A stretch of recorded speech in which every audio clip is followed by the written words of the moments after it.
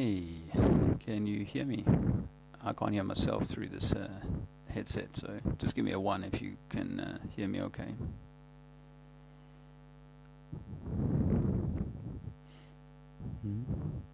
Or is my volume down now? Let's see. Anyone there? Is it because I've turned this down maybe?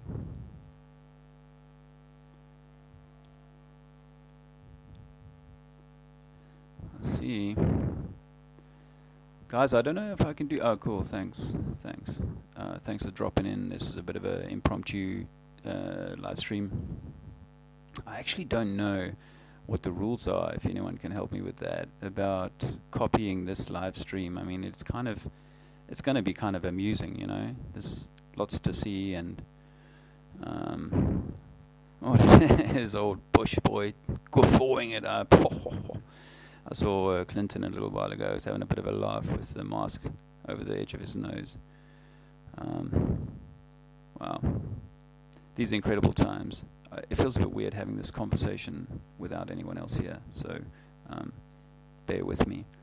I wanted to, yeah, just look at them, and it's a strange day. I mean, I've got a picture of me on the Capitol building in 1988, you know, on those stairs. So, you know, I've been following American politics closely over the years, and this is a different kind of weird, right? Listen to that. I mean, you got all the normal music, but the conductor and all of them. Now, I'm going to have to be very mindful today not to trigger the bots.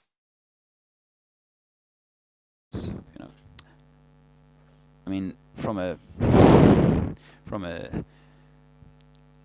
truther, so-called perspective, the last few weeks have been pretty pensive. I mean, tense, because you know, the sense that there's a big thing gonna fall. And actually, I think that the big thing did fall when they had that event a few weeks ago at the Capitol building. I think that was like a big event to create the mood and the situation, and also to really upset the Republican, the red team, and maybe even give the blue team a shot in the arm, so to speak, to help them through whatever's coming over the next 100 days, because I think the next 100 days are going to be massive. Hey, hi, Trevor from Dallas. Trevor's right. Truth matters. Let me show that.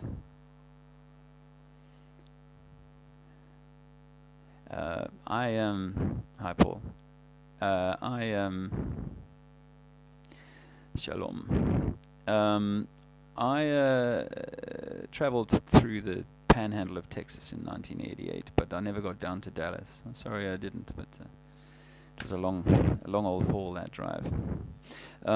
So I had this interesting. There's a few of you here now, so I have this interesting story to tell you from this morning, which is I think illustrative of probably what other people are going through and how the mood is shifting and changing in our society. I went to the corner shop, and I went to the corner shop and I got myself some tobacco. And I was, this is very formal, isn't it? I got, sorry, I'll show you what I'm looking at. Hey, Ricardo. How are you doing, my friend? I hope I can play this in the background and not get trouble. It'll be interesting to watch and maybe do some commentary on. But I went to the shop this morning and I got chatting to the guy when I went into the store. Was just sitting there on his chair. It was a small little shop. And as I walk in, he goes, "Wook," and covers himself. So I say to, "Hey man, don't do it on my account. I'm not worried about that." And he said, "No, I don't need to be protected from you." And he said, "I'm protecting myself." I said, "Okay, fine." So once I'd finished the transaction, as I was finishing up, I said to him, "How many people do you know have died?" of this? He says, none. I don't watch the TV. So I'm like, hey, I've got someone on side here. But while I'd been having that final bit of conversation, a sort of guy, middle-aged, my kind of age guy, I suppose, builder type, comes in. He grabs his Sun newspaper, and he's standing behind me in the queue, wearing a kind of heavy, like scarf thing over the underside of his head, and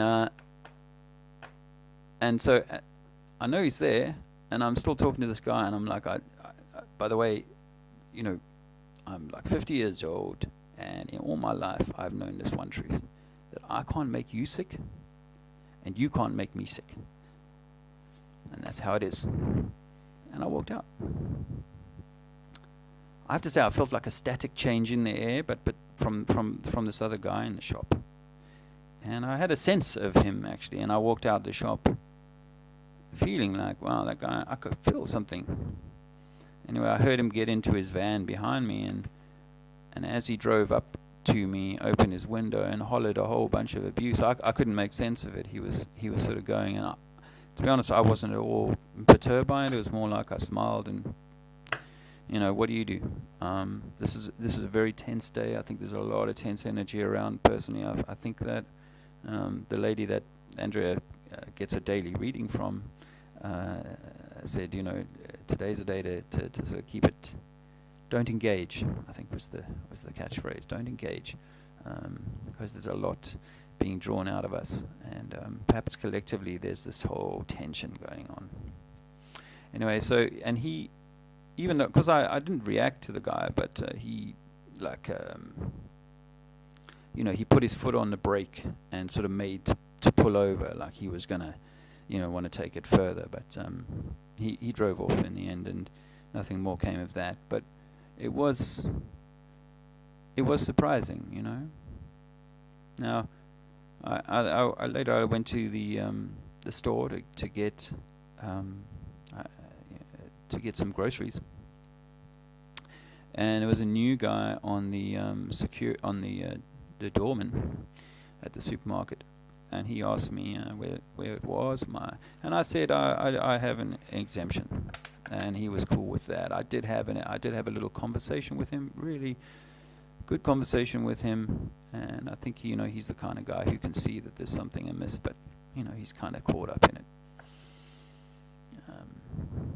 He said he'll never force anyone, but I think that unfortunately there comes a point where you're forced to make a choice. Are you gonna have a job today, tomorrow, pay the bills next week? And that's where a lot of people are at, even if they're uncomfortable with it. However, I think a large number of people are becoming more comfortable with it, right? My shopping experience went from that to talking to this guy. As I was talking to him, an older man came up to me and said, "Hey, where's your thing? Let me just take this off here for a little while, because I don't want it to be like, oh, you're covering our stuff." So that was that, and I just said, hey, I shouldn't have to, and I wasn't going to get into an argument, because, as Andrew said, don't engage, and this is not the right time to be, it seems to be telling people who are full fat in the fear factor, to be telling them that they're somehow deluded, or it's not the fear that the fear that they carry is not legitimate. So a little while later, I let him go on his way, and I didn't bother myself. I'm humming away in the shop and trying to enjoy my shopping experience. I'm the only person there who has a face. And I go over to the spring onions. Choose me. I took a little while. I'm going to buy a few more spring onions. So I realized there's a lady standing behind me. Oh, I'm sorry. I'll move away, and moved up a little bit where the mushrooms were, or something I was looking for. And in that few seconds of me still being in her vicinity, I'm a few meters away at this point. She says, "Where's yours? Where's yours?" So I said, "I'm exempt." And she jumps back. She jumps back from me, and I I couldn't believe it. Hey, Brian. I couldn't believe it. That, but again, it was like, I'm going to let this woman ride, man. I'm not going to create a scene here but I tell you, it makes you think that we are on a slippery slope where, like Jason experienced the other day when he was out in Torquay doing a little bit of activism. If you didn't see it, I happened to be watching live, and I could tell, man, the guy's eyes about a minute before, maybe 30 seconds before he starts questioning Jason, I'm like, this guy is after something, And so when the fist came at Jason's camera, I was absolutely expecting it.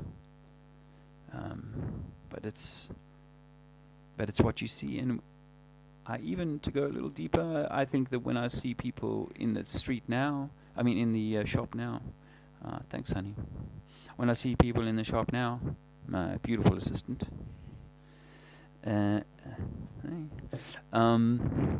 I see people in the shop now, I'm starting to get the sense that people are looking at you. Even older ladies who would otherwise, normally if you can engage with an older lady, there's a smile there, but there's a few that are starting to kind of look at you with that more than quizzical, somewhat angry look, my friends. And I think we are obviously going to see that trend continue in that direction for the time being. I'm not wanting to be gloom and doom. I'm just laying it out and saying, many of us have been saying for some time that we see this third one coming around the corner, and it's going to be the big one. It'll be perhaps the final one. It'll be the one that carries us through to the time when this is no longer done. So that was my sort of little story about how this morning was interesting. Didn't upset me. I was a little, I got a bit of an adrenaline rush with that guy because he was really angry. And, if he'd stopped his van, then we would have had to have done something about that. Comes a point when people are so angry that they can't be spoken to in any reasonable way other than say, oh, yeah, I agree, you're right, I'll believe you, what you say. Anyway, that was that. But it's insightful. I'm sure you're having experiences the same. Let me just quickly say a few hellos as I'm... Oh, it's... wow, Jack, 21. Hey. Orifice. I didn't want to be too crass, actually, but I couldn't help myself. I am still, quite young at heart. Yes, child, how you doing? Nicholas, my friend in I was going to say Canterbury, Glastonbury. Ricardo, you're a trooper.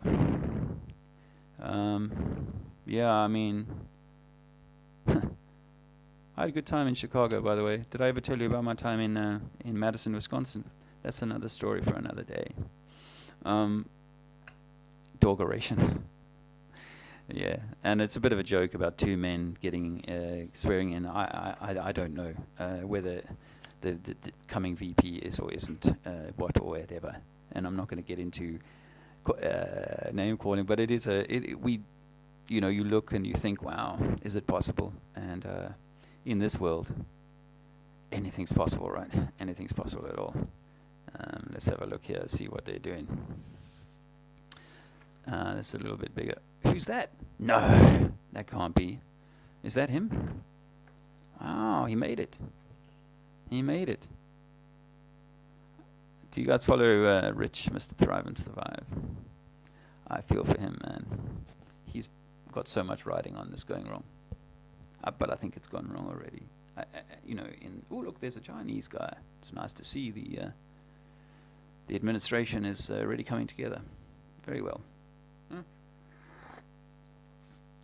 The whole world is a stage, and some days, right, Paul, do you ever wonder to yourself, did I kind of agree to this with, when I came here, did I agree that there was going to be some kind of insane system, and there was going to be a test for me to kind of make my way through that? Or is it, as I prefer at the moment, that it's simply man having lost his way so badly that it has come to us being like children, behaving like children, and needing, I don't know who that is, but needing people to, let's go back a little bit for you. Let's just have a quick little looky-see here. Look, there he is. That's the man, I assume. What's the world come to? That this is, no, okay.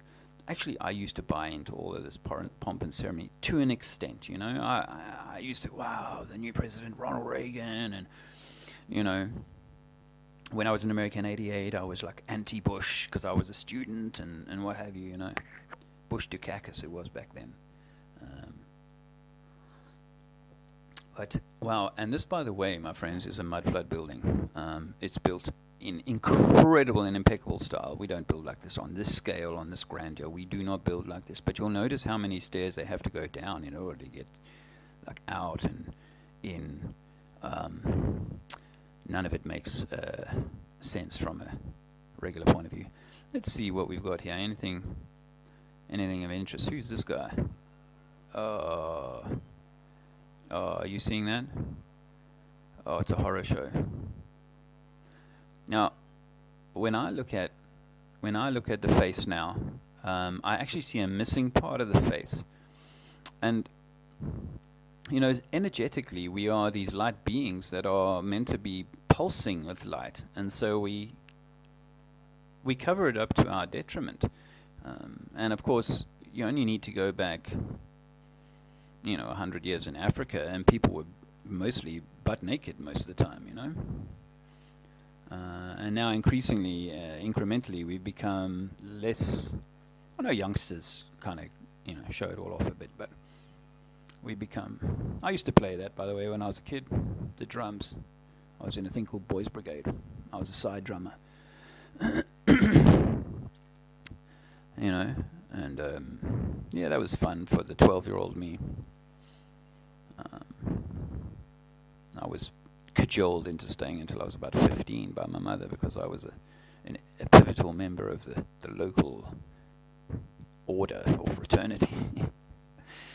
Very religious based, actually, and I'm grateful for that because I learned so much about the Bible. That was so instructive for me. I had to, in order to win awards, I had to. Oh, another couple of guys. Yep, I had to, win awards, and so you had to study it pretty intently and so on. So, and that was a time when I realized that they were talking about a flat Earth, in the Bible anyway, and partly why I was able to laugh it off, and dismiss it because it was so out of date, so irrelevant in a world that was on a spinning axis around a sun, traveling billions of miles a day, in all sorts of directions. But you have to say that's. But if anyone watching this a year ago would have thought this was some kind of send up. This is some kind of joke. Excuse me.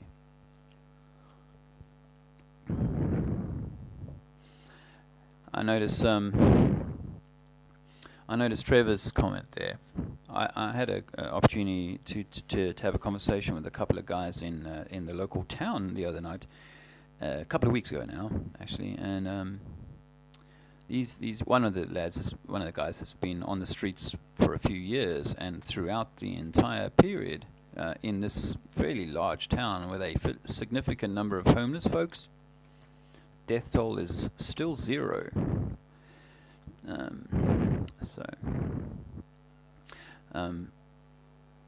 Yeah, I don't know if Hola. Hey Brian, if you're still there, we are going to get together sometime, right? I think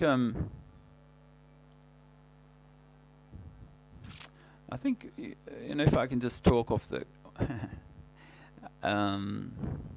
top here, I think that the subject area experts like Brian and other people in Flat Earth are an essential cog to the gnosis that we are developing between us, and I would never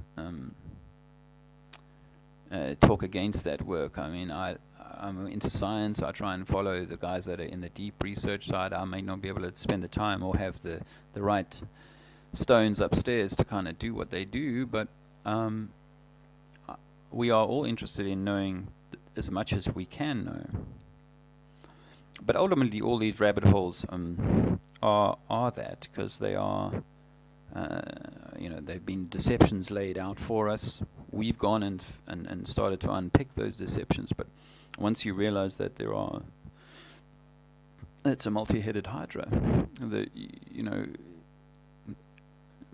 We keep looking in those areas, but we have to kind of come back to the self, who we are. And I think that's where I'm at this year, is very clearly going, know the truth, know the flat earth. Protect yourself. Sorry for blowing into that. I'm used to having this. Protect yourself. Take care of yourself, because if we are the universe, as I said, did I say that in the opening thing, in the opening paragraph? If the universe is us, or if you create your universe, and I meddle with it, then you're always like trying to deal with what I meddled with, when you realize that, actually I need not to worry too much about how much you've been meddling out there, because all of that was mental, governmental stuff, It's like any trauma that anyone has suffered, they're able to release themselves from it without any need to release, not to release the other, but to set aside that the others are so, let's put it like, so significant,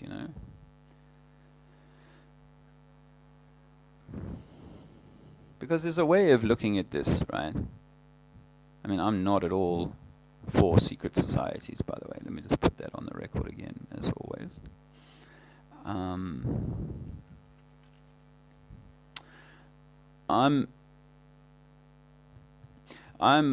not into secret societies and whatever these guys are doing, and how's the badges and stuff they put on nowadays, and the scary face. There's Clinton again with it under his nose, right? Love it.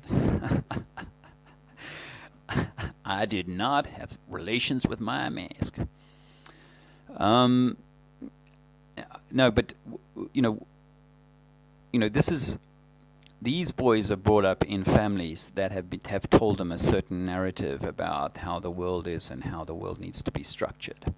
And to an extent, when I used to ask my dad as a young man, or as a kid, I'd be like, why is the world set up like this, and why do I have to do it like this? Well, that's just the way that it is, And I guess for a lot of people, I've encountered people that have had the high-end private school education, and they're in that kind of arena of these kinds of people, and they are just as brainwashed. They may be brainwashed into a certain way of thinking about certain groups, ethnic groups or class groups or so on. But that applies the same to the working class. The psychology that gets played out. This is who we are. We're working class, and this is how we identify ourselves, and so on. And it's always in the guise, or we always identify ourselves with this sort of, this body, and of course what's going on in the mind. And so if I know I can control your mind, I can shape the way you're going to see things. And that's pretty much how I think that a lot of these people are, is that they are simply good. Well, they are just decent, they hang out with their friends, they might not pay as, but I mean, how many people do you know going, it's not such a big deal with what's going on at the moment. It's not, but when you look around at the horror stories in people's personal lives, how can you not be traumatized? How can you not be vexed by that? But most people are loving, decent people, but they're just bought into it. So I don't want to be angry with this. I don't want to be angry with the lies anymore. Can you see on my mouse? Is that something that shows up on it? Probably not. Let me just bring me back in here. That's harsh, man. Let me see that.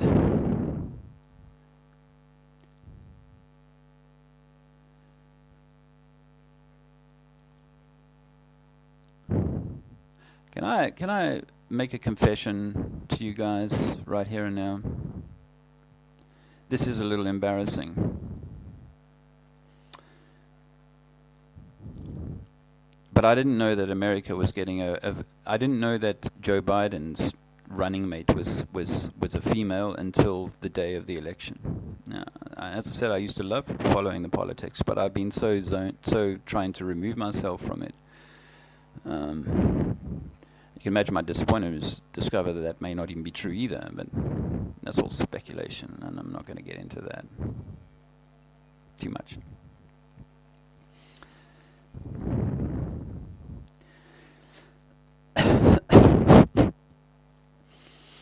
The devil's deacon, RT. Well,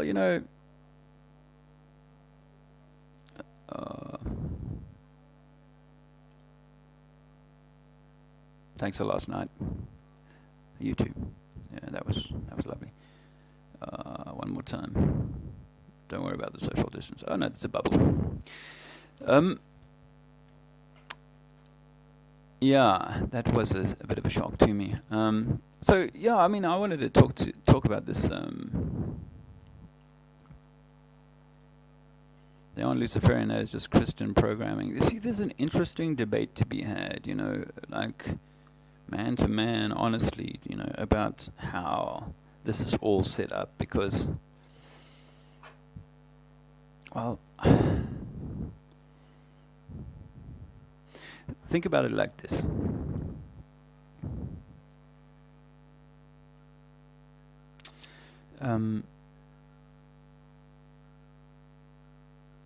If I can get you to fixate on darkness out there, is that playing into your own darkness? Is that stimulating our own darkness? Is that because I am, macrocosm thinking about the way everything is set up, and in the universe, you have the positive, negative, hot, cold, dark, light, red, blue, lower chakra, higher chakra. And I think more and more that the more if we're fixating on the stuff outside of us, then we're not healing and it was our lower chakra that was mostly messed up. They keep you in your root chakra, I think, or in the lower chakra, because that's where it starts. The energy is kind of starts at the bottom and kind of snakes its way up your body. And so I think that if they can hold you in that, if they can stop us from focusing more on ourselves, then in a way they still hold us in the way that they. I don't know. I just think it's something that we need to talk about more, because we have been programmed to take certain words and certain ideas and manifest them into something outside of us. I really feel like, for me personally, I'm trying to say, this is what's going on. I wanted to go out there and stop this all happening. I don't mean this today, but I just mean everything. I wanted to stop. Are you hearing that as well? If that's annoying, I will turn the volume down here. Sorry about that. If that was playing through, I'm sorry. Yeah.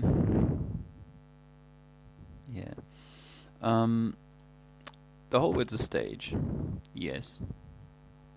They're acting. They're playing it out. I think at the very top table, these clowns. Okay, I don't mean this person here, but these dudes.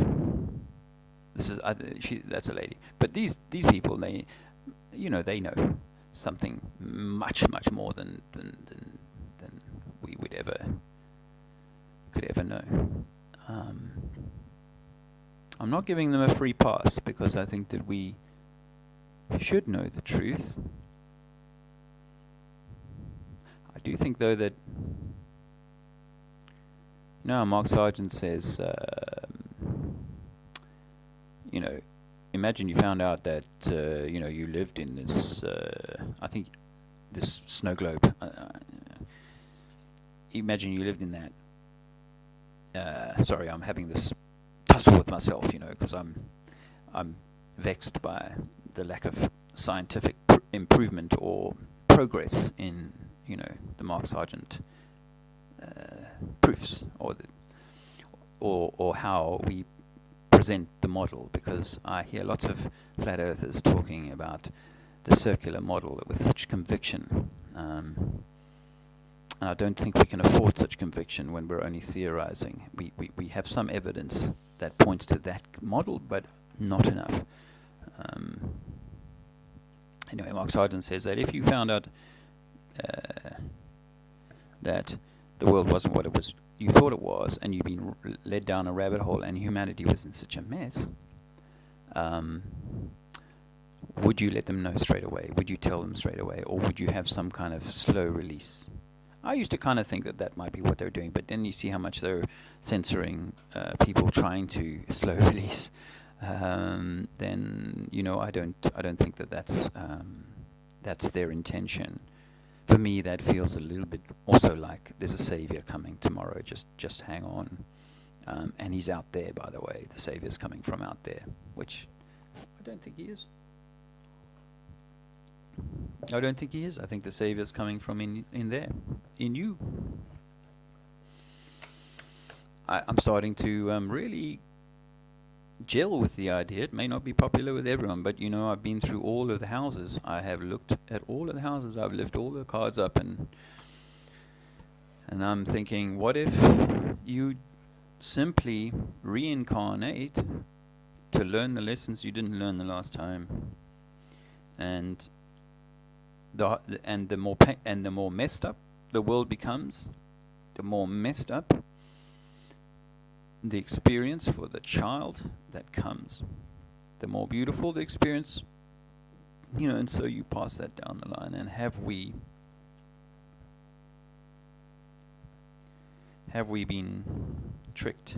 We have been tricked.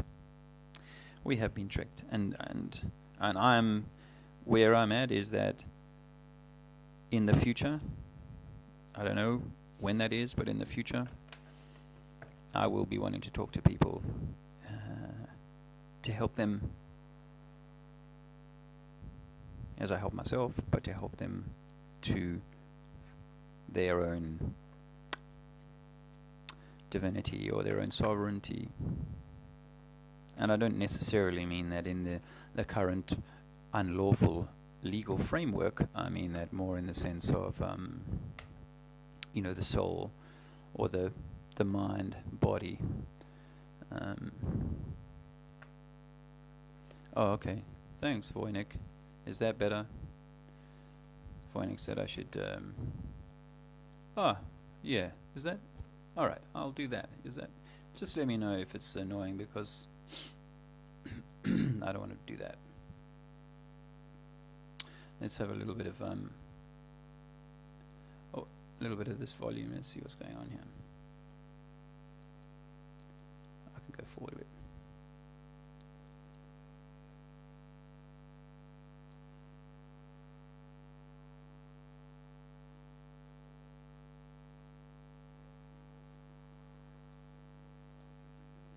Are you hearing that?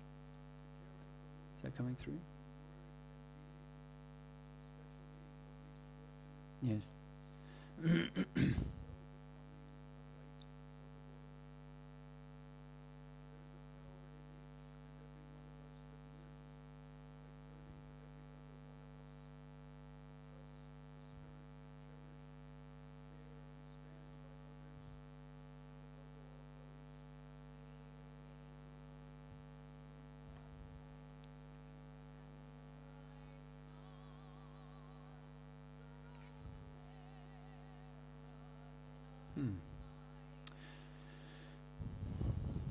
What do you think?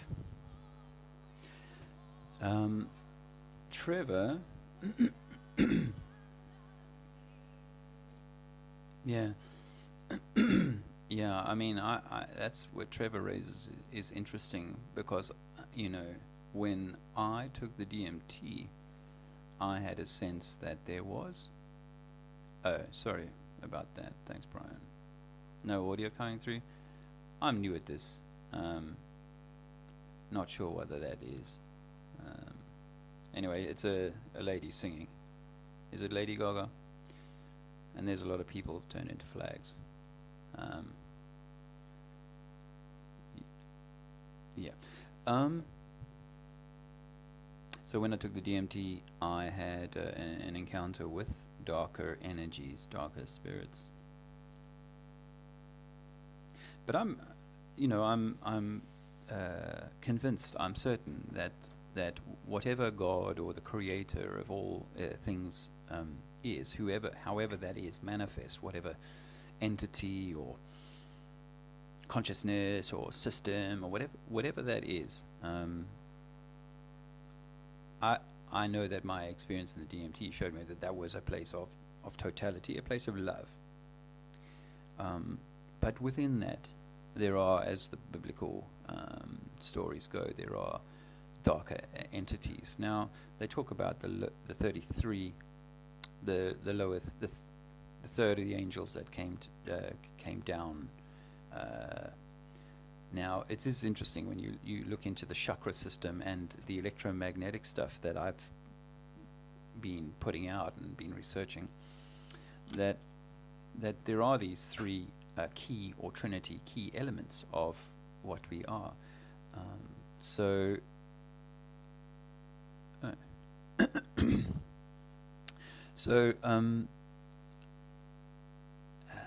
Oh, here we are.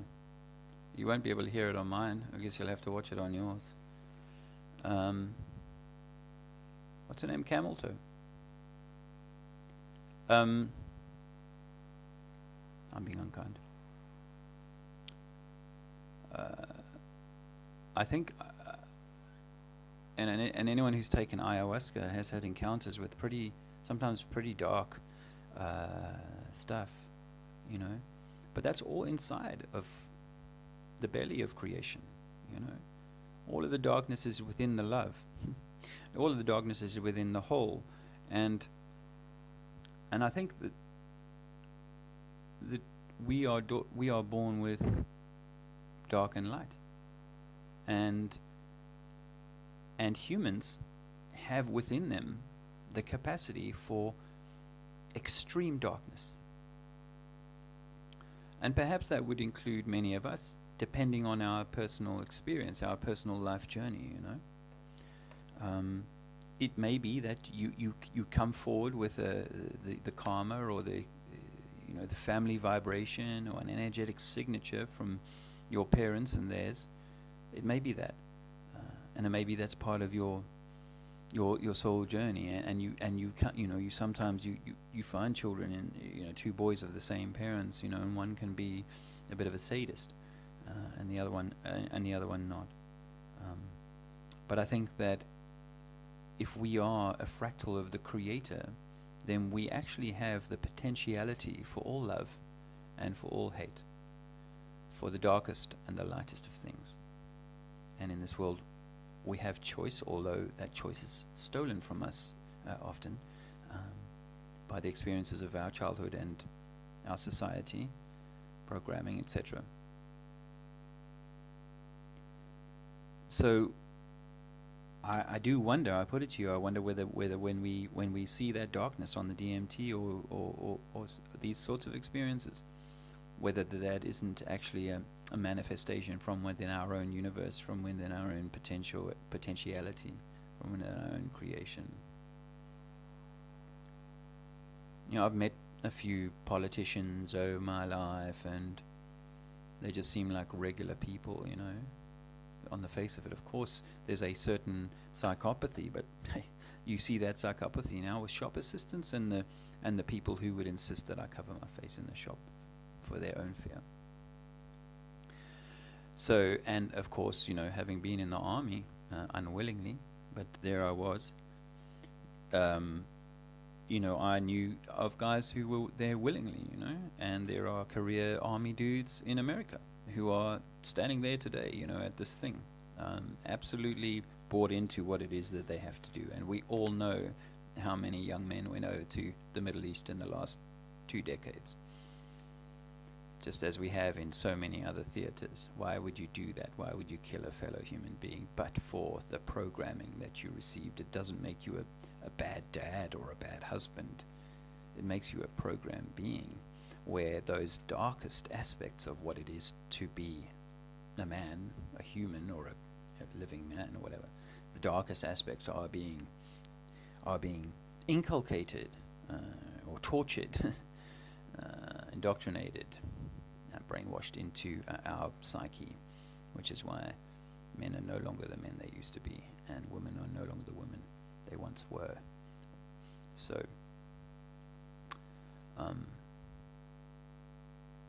I think, you know, this is something I'm more than happy to keep reviewing and thinking about. Some people will be going off at the sixes there. This is something I'd be happy to kind of talk more about and try and tease out, you know, and explore. But it does feel to me like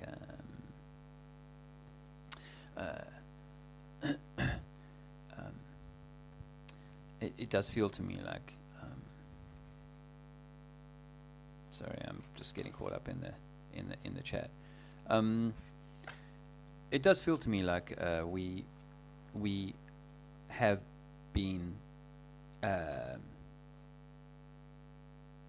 not seduced, but encouraged to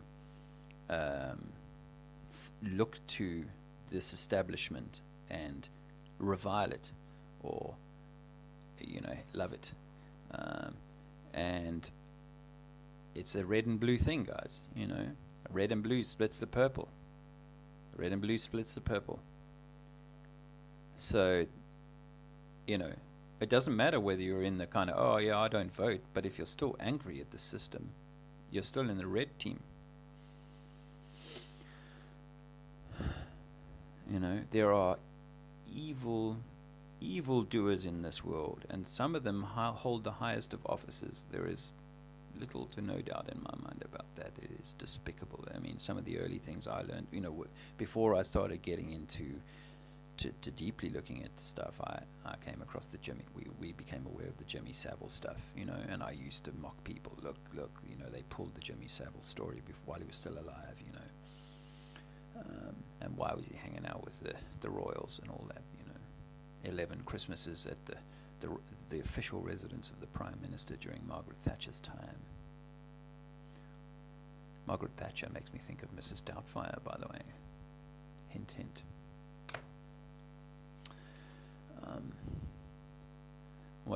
How's it all going there, guys? Oh, now they're having to be told where to stand. Well, I guess it's all social distancing as well for them. It's only, you know, one rule for one. You remember the last time when Barack Obama said it wrong, and he had to do it again. Well, this is the moment, right? Yeah, Mr. Thrive and Survive. He must be. I don't know how it feels. And actually, I'm really not mocking. I'm just kind of going to go, you know what? If you are one of those folks who was still believing in the Q will save us, and the Trump will kind of save us thing, then you're still as well in the red and blue, and not in the purple. You know, you're still being kept in some kind of dualistic thing. And you know, if you see this with guys, you know, I mean, I would have to eat massive humble pie if I'd been pushing guys to waste their time on Q, to buy into the system as having a savior. You know, I'd be no better than any others who keep saying, just trust and faith. You know, believe, and it'll happen for you one day. One day it'll happen. Next 4 years, which is where wipe the podium, the tears. Which is where a lot of the Republicans will already be licking their wounds. Okay, so what are we going to do in 4 years' time? How do we plan to take this back in 4 years' time? Our savior, if he was indicted or whatever they're called, impeached twice, has gotten himself a get out of jail free card. He doesn't even have to bother telling people why he's left the stage. No, I think my dear American friends, if you know, I think America has been traumatized. The world actually has been on a bit of a pinhead, trying to waiting for all of this to unfold, and I think that you know, I've not I've I've not I've not where's I gonna where's I gonna go?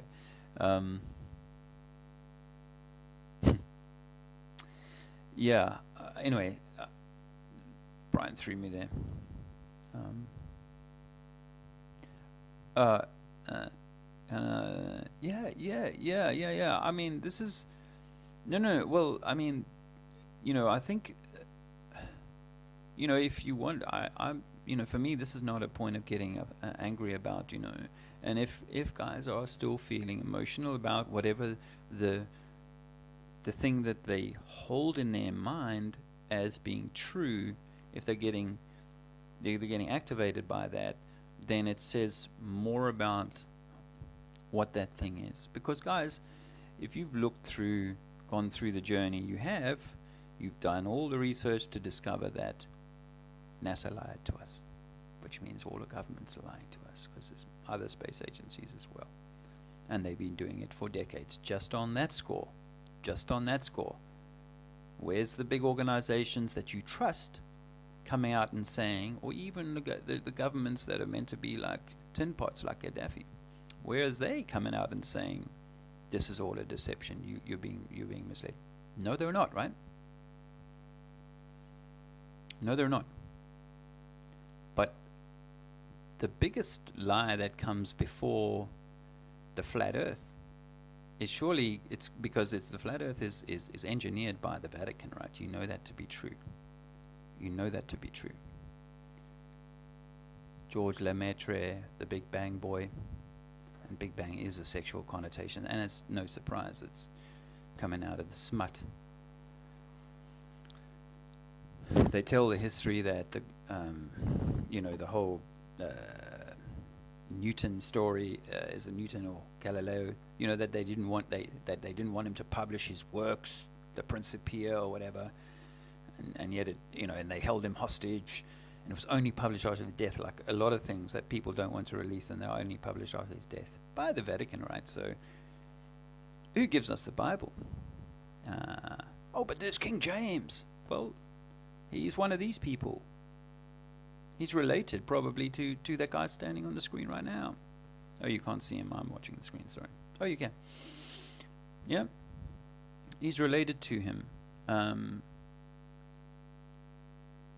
It's all interrelated. I spent a few months last year when we were, on our homeless journey around Europe.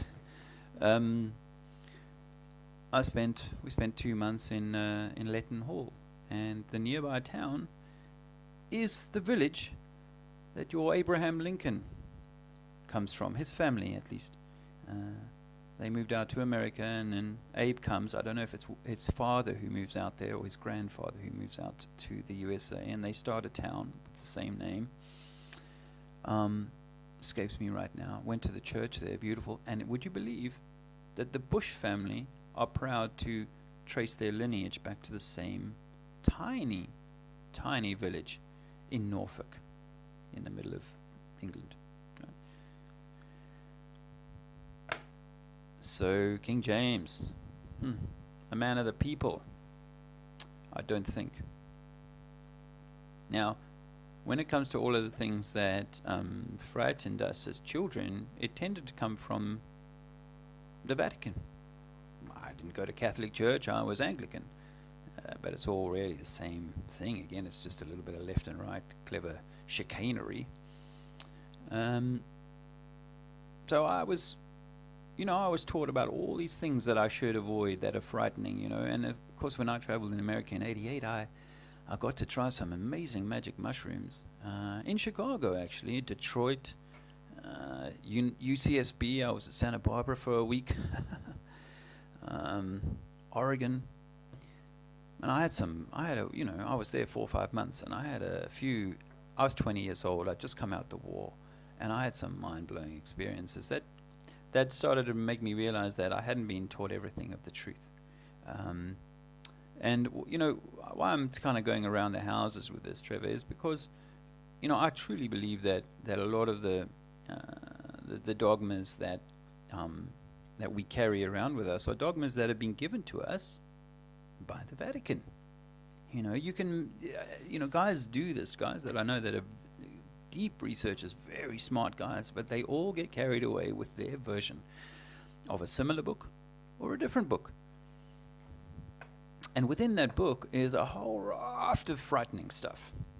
A whole raft of like my wife, Andrea, she was told when she was 6, 7 years old by one of her first school teachers that if she didn't behave herself, she was going to hell.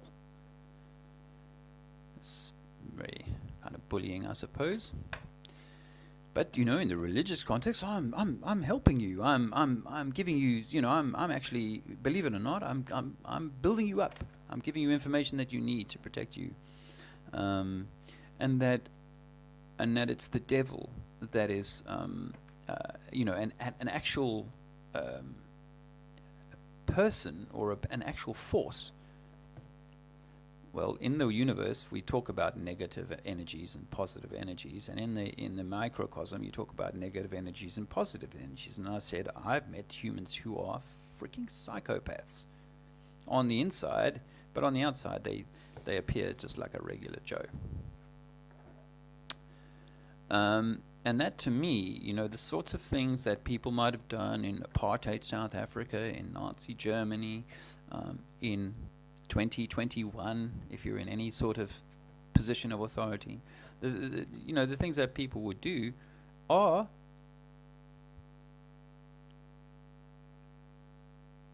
of the devil. They are, if you like, satanic. They are. I don't mean the people necessarily. I'm not saying that. I'm not saying that. I know people like to take the moniker of I'm a Satanist or I'm a Christianist or I'm a Buddhist or whatever. They want to take a title. People love having letters and names around them to kind of give them some sense of security. But if we're scientists, if we're guys who are more interested in knowing what we know and setting belief onto the table of, let's just hold that there rather than shape our whole worldview and go around demanding that other people believe what we believe, that's really not the kind of conversation I really want to have, So which is why I don't want to pound this circular flat Earth model that the main channels still seem to cling to. I don't want to, because I can't prove that. I can prove that water is level. I can prove that. I can show evidence that we're not actually moving, or at least I can trust my senses, and I don't need machinery. I only need my senses for that. And my senses tell me that I have dark within me, and I have seen that dark play out at various stages of my 52 years. And I have light and love in me. And I think that, having worked in local government in Westminster, just down the road from Westminster, from the Houses of Parliament, I met a lot of people that are in social services and in local, the local governance and so on, and these are not people who are knowingly going, I'm going to screw people over. They are simply people in a job whose remit is to say, look, we've got a parking problem. We're going to have to come up with a solution to move cars along, obviously cynically generate revenue. And when I was at Westminster City Council, the little city in the centre of London, next to the City of London itself, they were earning then, that was in the 90s, they were earning £2 million a week from their, the parking meters on the streets. That was then. And that's aside from the penalty notices that they hand out. And they have a small army of nowadays of little guys, minions, running around with computers and printing off these little £50, £100 parking penalty notices. But the person who's in that office, coming up with the next clever idea isn't necessarily, a mean person. They might get carried away with it, and they will, as most corporate animals do, they will begin to put the corporation's profits, productivity, performance as required from the masters upstairs. They will put that ahead of any other more human concerns. And I think this is where a lot of this goes wrong. And I think that, yeah. Sorry, I don't mean to interrupt your flow, but I'm using the iPad and I deleted, because it's your thing, it's deleted a message on, so I wanted to think. All right, okay. Sorry. Yeah, Andrew was just saying she deleted a message by someone, so if someone's by mistake. iPad is broken and it keeps touching things by mistake. I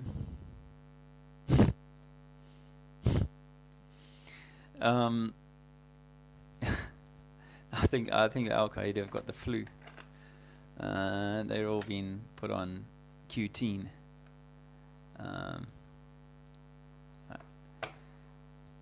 Colin.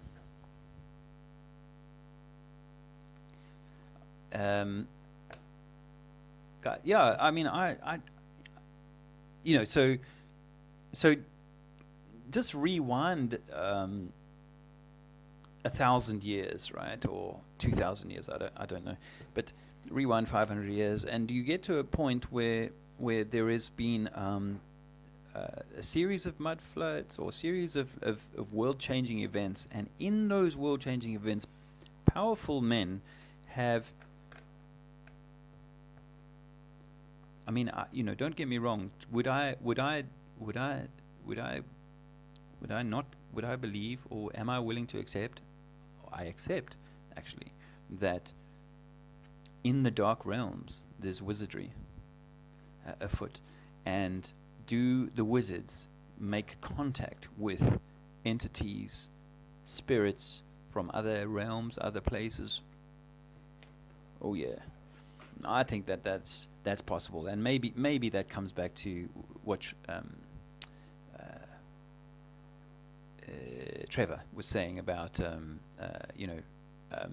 sorry, he's got to go, but and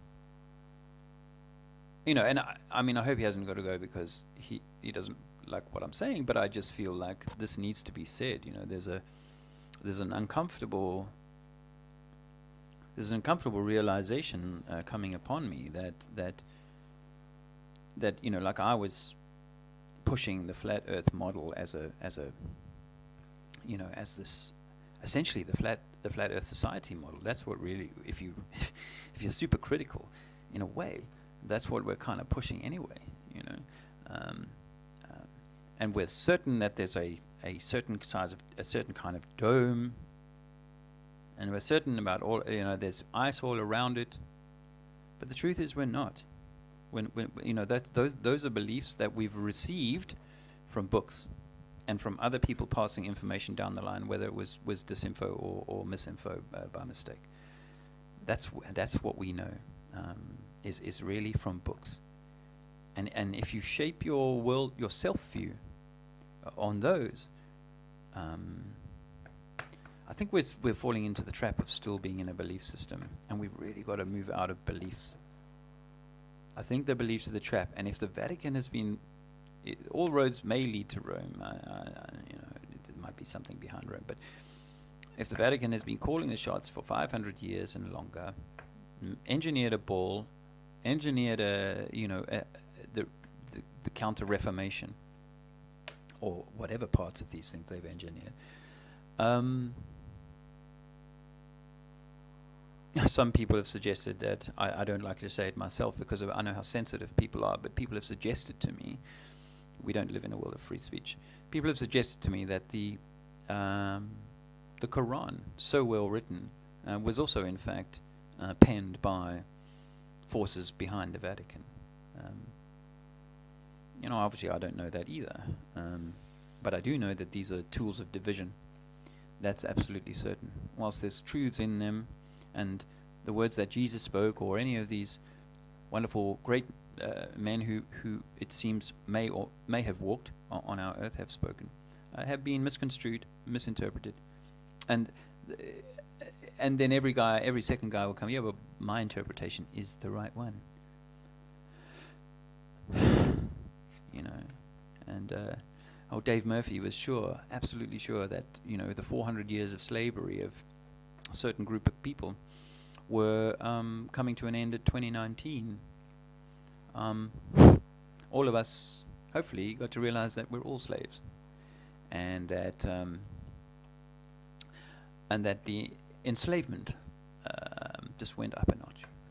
So, whether that's part of an end game plan, and there's still things are, we'll wait and see. But the truth is that the most scholarly people that I've come across, I actually went to Israel in 1997. Went to the Wailing Wall in Jerusalem, and there's some pretty devout dudes, man. And you got these old ladies coming in on into the stone that Jesus was said to have lain on in his last hours or something, or in the cave, and they pour little vials of water or oil onto the stone, and they rub the stone, and then they then mop up every bit of the water and the oil, and then they wring it back into the glass, in the jar, and they cork it up. It's only a small little glass like this, and then they take this magical power for water or oil away with them.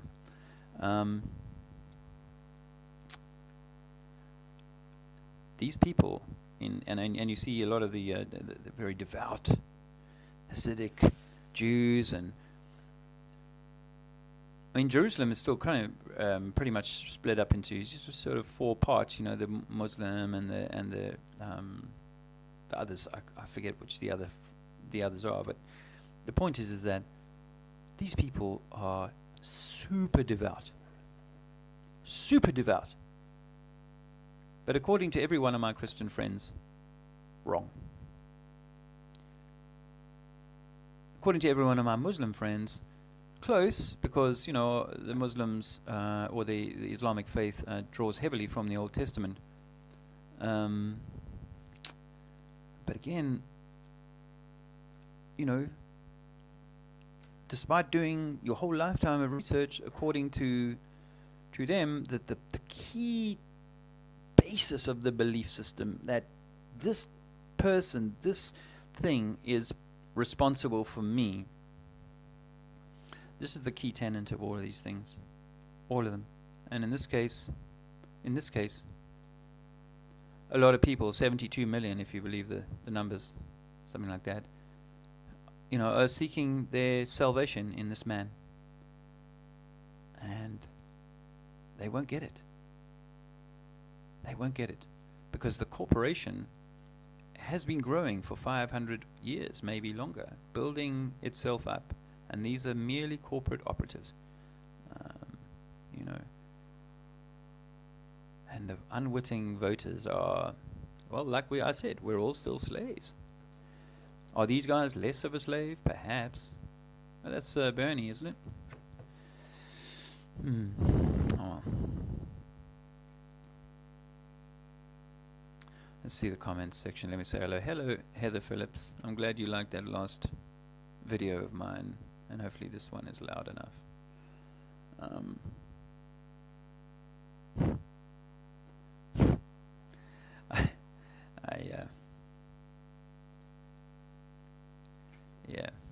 Yeah, I mean, and I don't want to have an argument with people about their beliefs, as I'm saying, I don't want to argue with people if they believe that the guy next to him, this young lady here, thinks that the dude next to him is going to make him sick. There's nothing I can do to help that person so much as, I've said, look, it isn't what you think it is, and it's a belief. It's not real. What's real? Only the stuff that's real.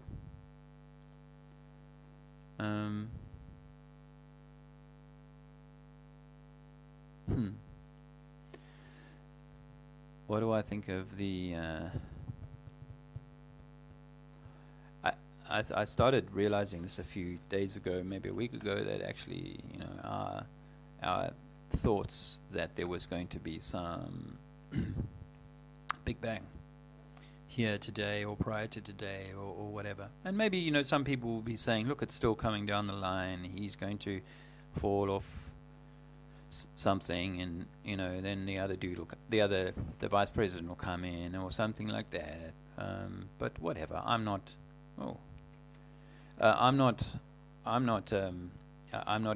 don't have a dog in that race. If something like that happens, well, okay. But I realized after that Capitol Hill event the other 2 weeks ago that actually the reason a white lady was apparently killed was because it actually played right into the Democrats' hands of them going, wow, look at those reds. Thank goodness we got Uncle Jojo coming in to take care of us. I think that that was a trauma, and for the I do actually feel sorry for people on all sides of the divide, but particularly in the Republican kind of Q camp, because they were made massive promises. Then they were encouraged to go down the road and have a little party at the Capitol, and then it turned into a shit show, and Donald sold them out, and them still waiting. Oh, he's going to come. Oh man, you've had that experience in your lifetime where a friend was gonna back you, and then they walked away at the last minute. Oh, this is how it must feel for so many Republican, voters, and I do query whether you're not going to see, frustration boiling over. But more importantly, and to the point or the question, this Biden, according to the numbers, has had been given a mandate to mandate. Yeah, people know this. I mean, I don't know what he was saying prior to the election, but I know that in the last few weeks and month or so since he was elected, that he's really been pounding that we're not taking this seriously enough.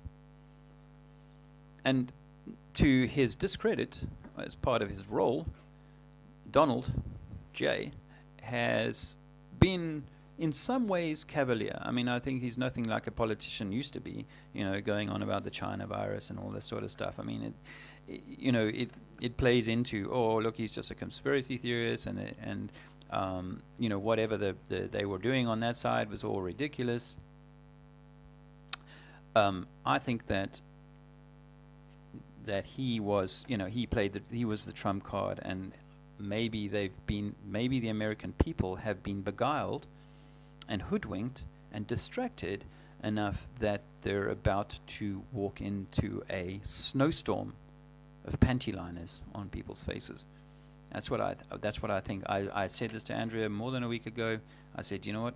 The damage has been done, and the pain is about to be brought home, because this guy is not. He's come in on this mandate of, hey, we've got to do something really different. Chloroquine on one side, I'm going to take this seriously. I'm going to, So no, I think that it's actually not a surprise. I felt like watching the American. I know some people have said, no, it's as bad here as it is there in the UK or in Portugal or wherever, but I felt like the US wasn't moving forward at the trajectory that other places were in terms of some of these measures and guidelines, as they call them. And I felt like that they were holding off because they've now got this mandate. The American people have said, yes, we want this new guy. He's clean, he's serious, and he's going to look after us in his first 100 days. He's going to get us back to business. So that's what I think. I think that the American folks are about to see an awful lot of changes, and I'm sorry for that, because they've moved military assets into place. We know from Jade Helm, they're the kind of on the ground stuff we're hearing here in the UK, that they're granting councils new powers to penalize people. Reading through the lines, basically to use CCTV, people on the street who's not kind of following the rules. 2 days ago, I saw COVID marshals for the first time in the local area, and I will, when I have a working phone, my phone broke, and if you've been trying to send me messages, I won't have read them. But to COVID, in a small high street near where I'm staying, COVID marshals, and this is again another level of silliness, and why you have to know that with the increase in the numbers of track and trace technologies, shops implementing hardware now that is sort of green light systems and other changes and so on. You've got to know that they're not planning to end this in 3 weeks, 4 weeks time. They have in the UK just announced, or in Scotland announced an extension, surprise, surprise, to the middle of February, which is the current end date of the English stuff. So, the smart money is on, well, when we get to February, we're going to realize that these new variants, are causing us certain other problems that we hadn't expected. Sorry. But I want to draw a little parallel for you guys to maybe consider, particularly the English guys, perhaps. But that is that I think that they've done the similar thing with Boris Johnson. He's also like a white-haired wizard, a bit of a frump, outsider. He's come in and got the greasy, got the sort of things rolling, really pissed people off.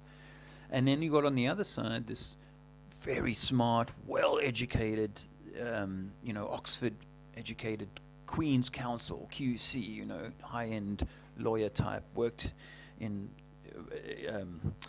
human rights stuff, which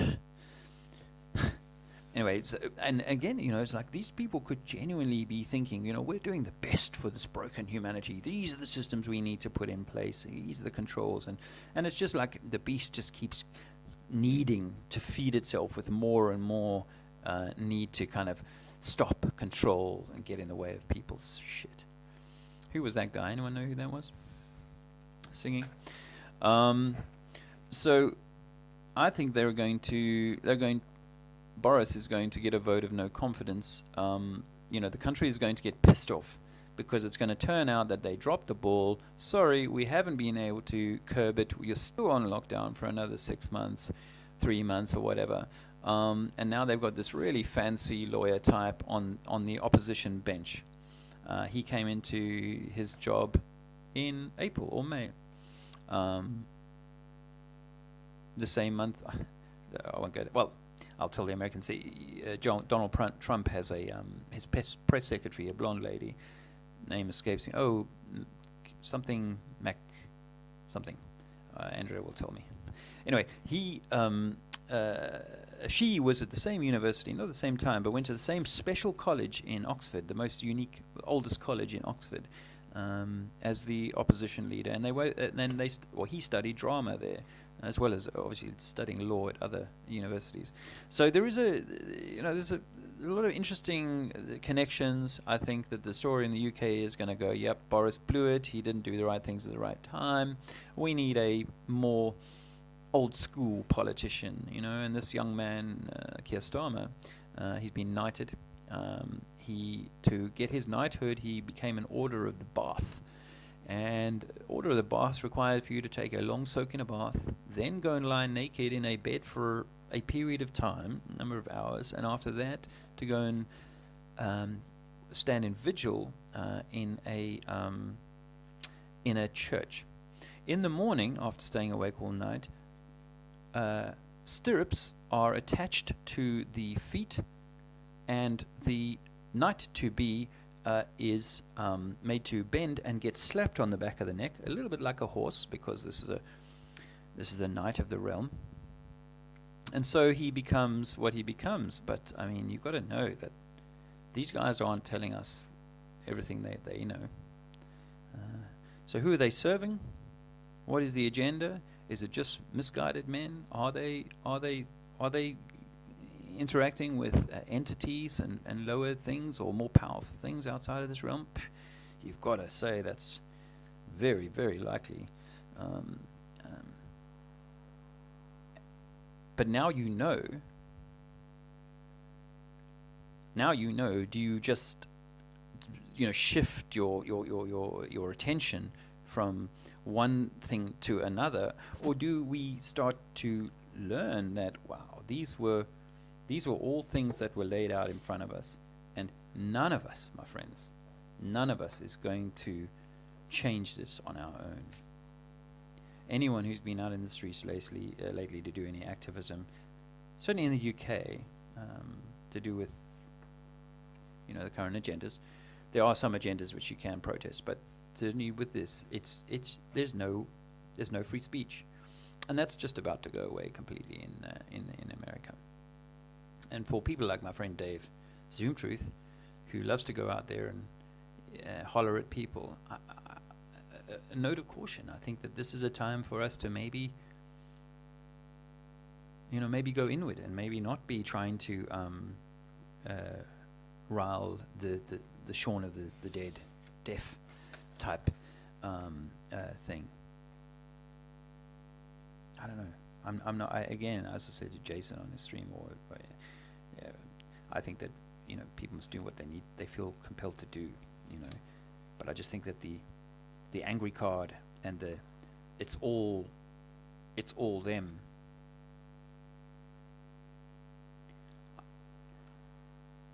Yeah. The system is vile, disgusting, despicable. Well, it's what it is, I suppose. And let's be honest, your grandma and your uncle and a dude next door, he voted for it. He's in it. They want it. They may not be happy this time around, but they'll be hoping for the next time. So, I just feel like are we playing into their hands by going around saying all of these things when most of these people, and in fact just people that are even on it at that, would defend the system. They would defend it. Most decent, hard-working, family, loving, all that, tax-paying people they don't know that there's any other way. My father said there's no other way. This is the way we do it. I mean, when I say my father, I mean my biological father. I think we have a direct link to the creator of whatever is. I'm starting to think of it like this. The Trinity is the creator, the all, and then there's this soul or the spirit,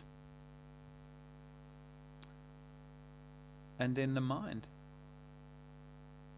Maybe it's those three. The body is like just a vessel. It's just a tool to help the higher self experience itself and maybe learn from itself. But maybe it's simply that the lower has been an ascendant for a long time, and therefore people are. How many people, by the way, would buy into capitalism still?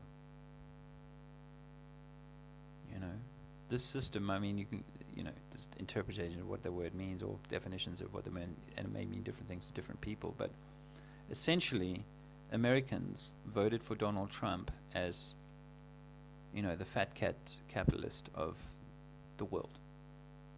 Americans said, we are capitalists. We support your banking system, your taxing system, the system in which oligarchies and families were able to amass vast power in centuries past. Supported perhaps by the Vatican, whatever, but they were allowed to amass vast power and then wield that at levels down the pyramid to the people who are at the bottom who should be at the top. most people, and people were proud to vote for Trump and make America great again and all that sort of stuff. Most people are in that. We can't be angry with them.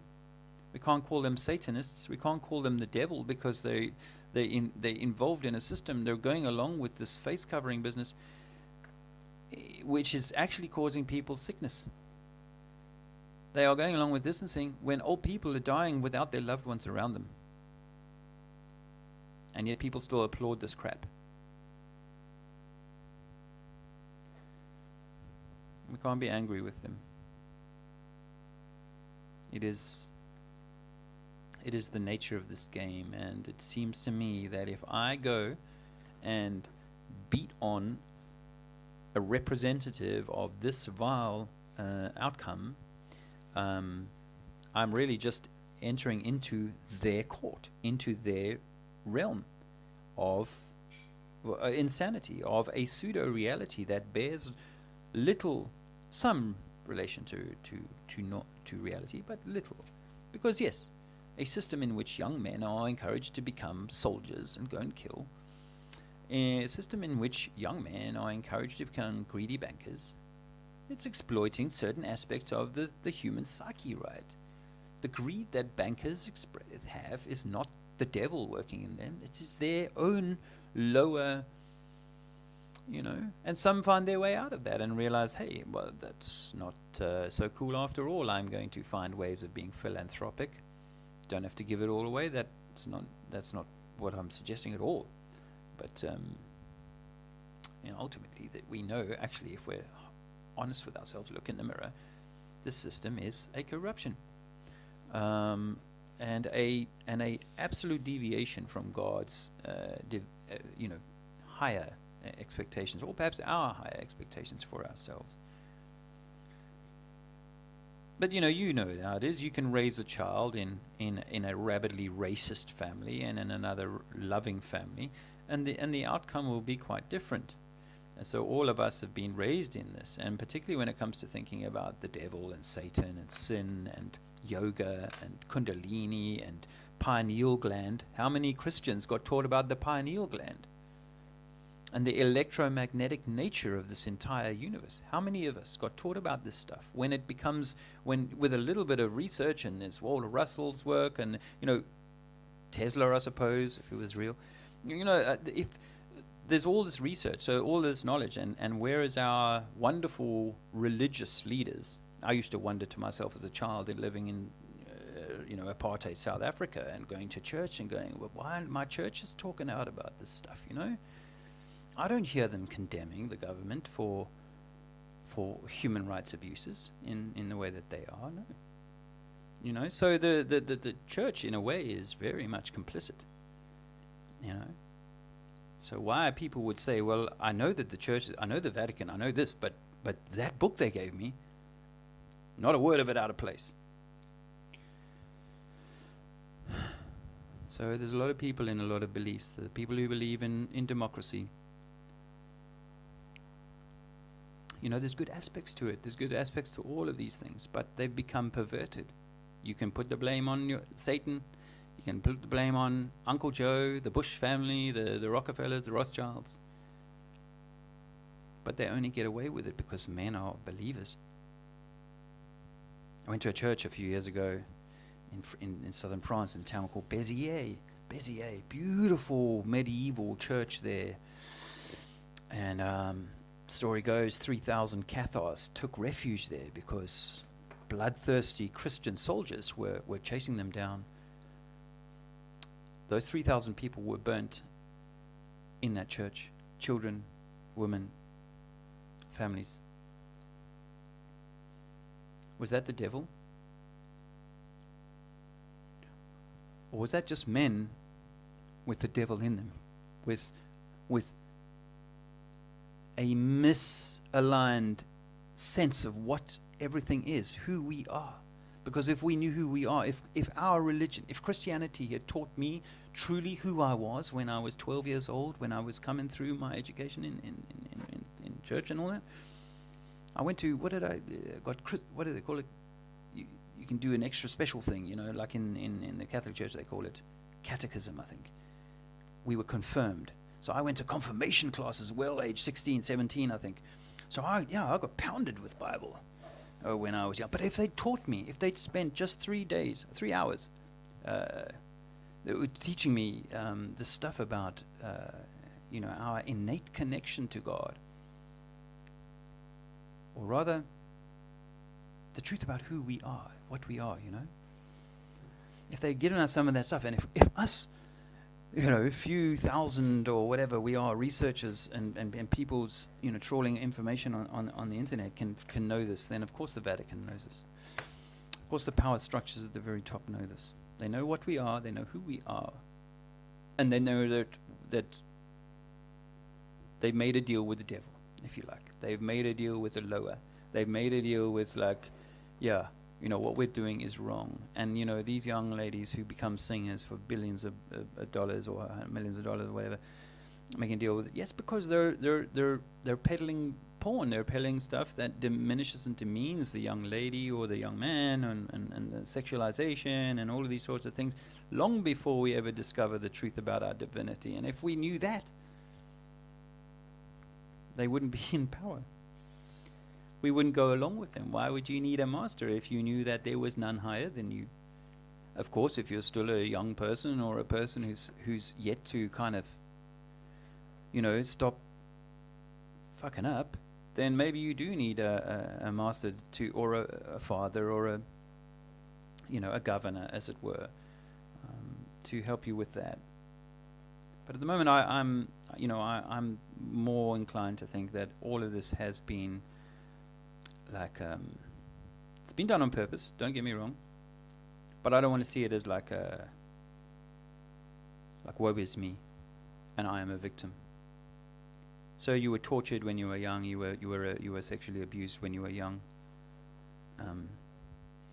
How do you learn to love yourself again? How do you learn to love yourself so that you can have a beautiful relationship with man or woman or people in general in the world, an honest relationship, and I think that comes, where you can come to the point of, I no longer need to be the victim. Yes, dreadful things have been done, and yes, today dreadful things are being done in towns and cities around the world to young people. That's aside from making them cover their faces and stop talking to hanging out with their school friends. So, I think, if you think about, okay, I know I was really chuffed to have those questions, so I'm not at all, hey Martin, and Karen, I don't look at my screen very often when I'm talking, so, no foul, but nice to see you guys here, if you're still here. Martin had a little sick in his mouth when he saw Lady Gaga, or was that gagging? Or Lady Gaga. Is she as well? Yeah,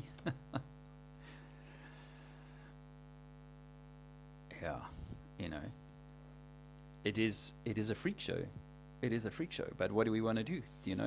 This is the point I was going to make before I saw Martin and Karen had been in the chat. But Alex Jones does a powerful job of ramping up that fear, pointing at who your enemy is, and that's his.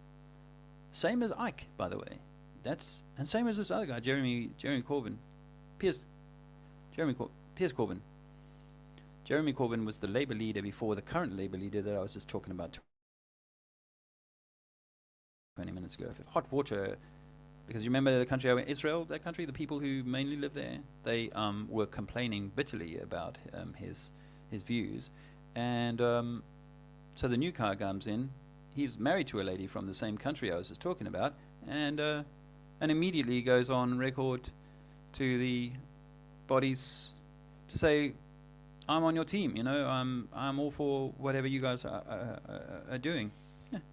It's a left-right thing, Palestine, this one, that one. It's a left-right thing. The guy who did the DMT trip for me, Joey, also from the same country. He after me going about 2 years into truth, I was, So, like before I found Flat Earth and I was just scratching the surface, I was like in the same, Palestine, Israel, it's like terrible. I was all in that. And then I was like, Israel's kind of, being the bad boy, the bully, and so on. And then I'm like, shit, it's all a shit show just to keep me having an opinion or keep me in the argument. But before I got to that realization, my friend Joey had said to me, are you, I think I was still on Facebook, he wasn't in the same country at the time, and he said, are you not supporting Israel? Are you not support? Or he asked me, he called me out, like, you should support Israel. And I said, I can't support Israel.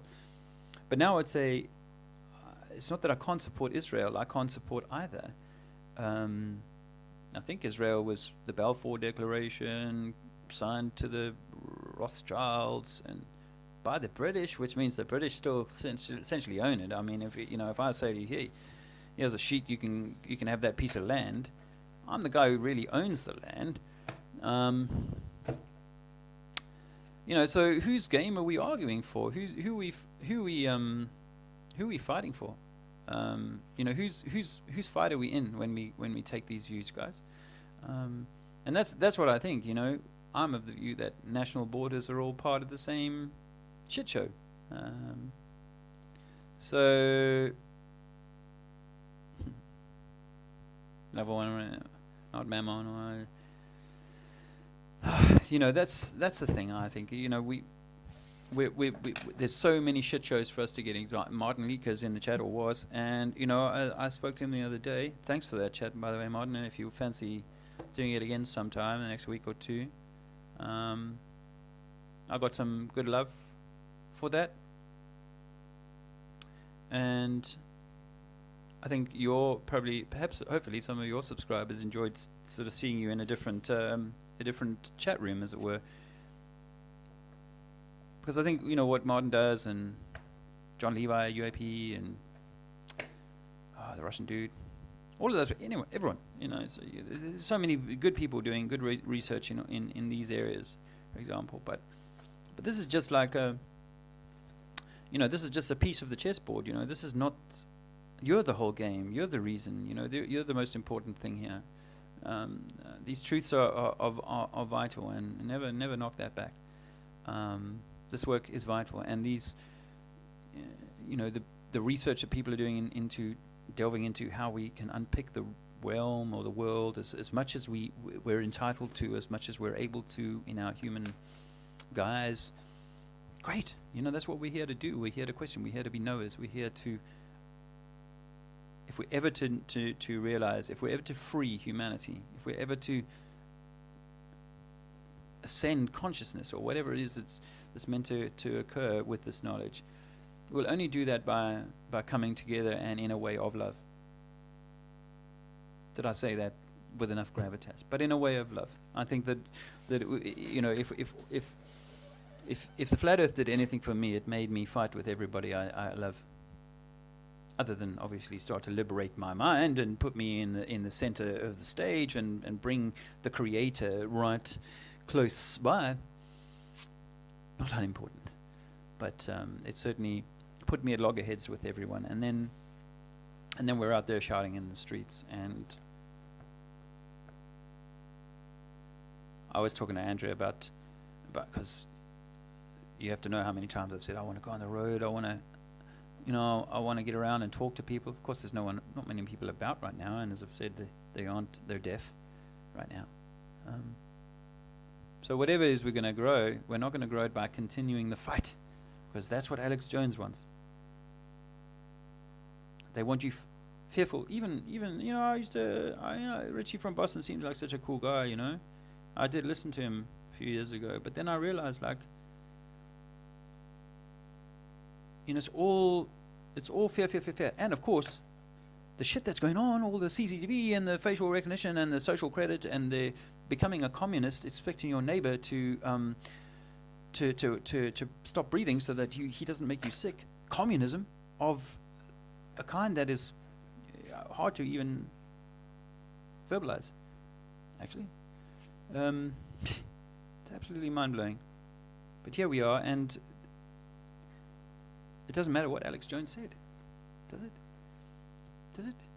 He said all that stuff. Jade Helm, wow, look what's happening. You know, these things are all going shit. Well, they did. So what? Well, I spent 4 years, you know, in a state of fear, just listening to this man tell me about the shit show that was coming down my way, and yet he didn't bother to tell me some of the most important truths, and he doesn't allow you to begin to think of yourself as divine, as truly. There's no man on this dais here. There's no man walking around the stage right now, or woman, more important than you. But they love their little special club, you know. That's why they have clubs. I was never a golf club kind of guy, actually. Never had a club membership. I have been to a gym, or, you know, a few gyms in my life. I worked in the gym business when I was a kid.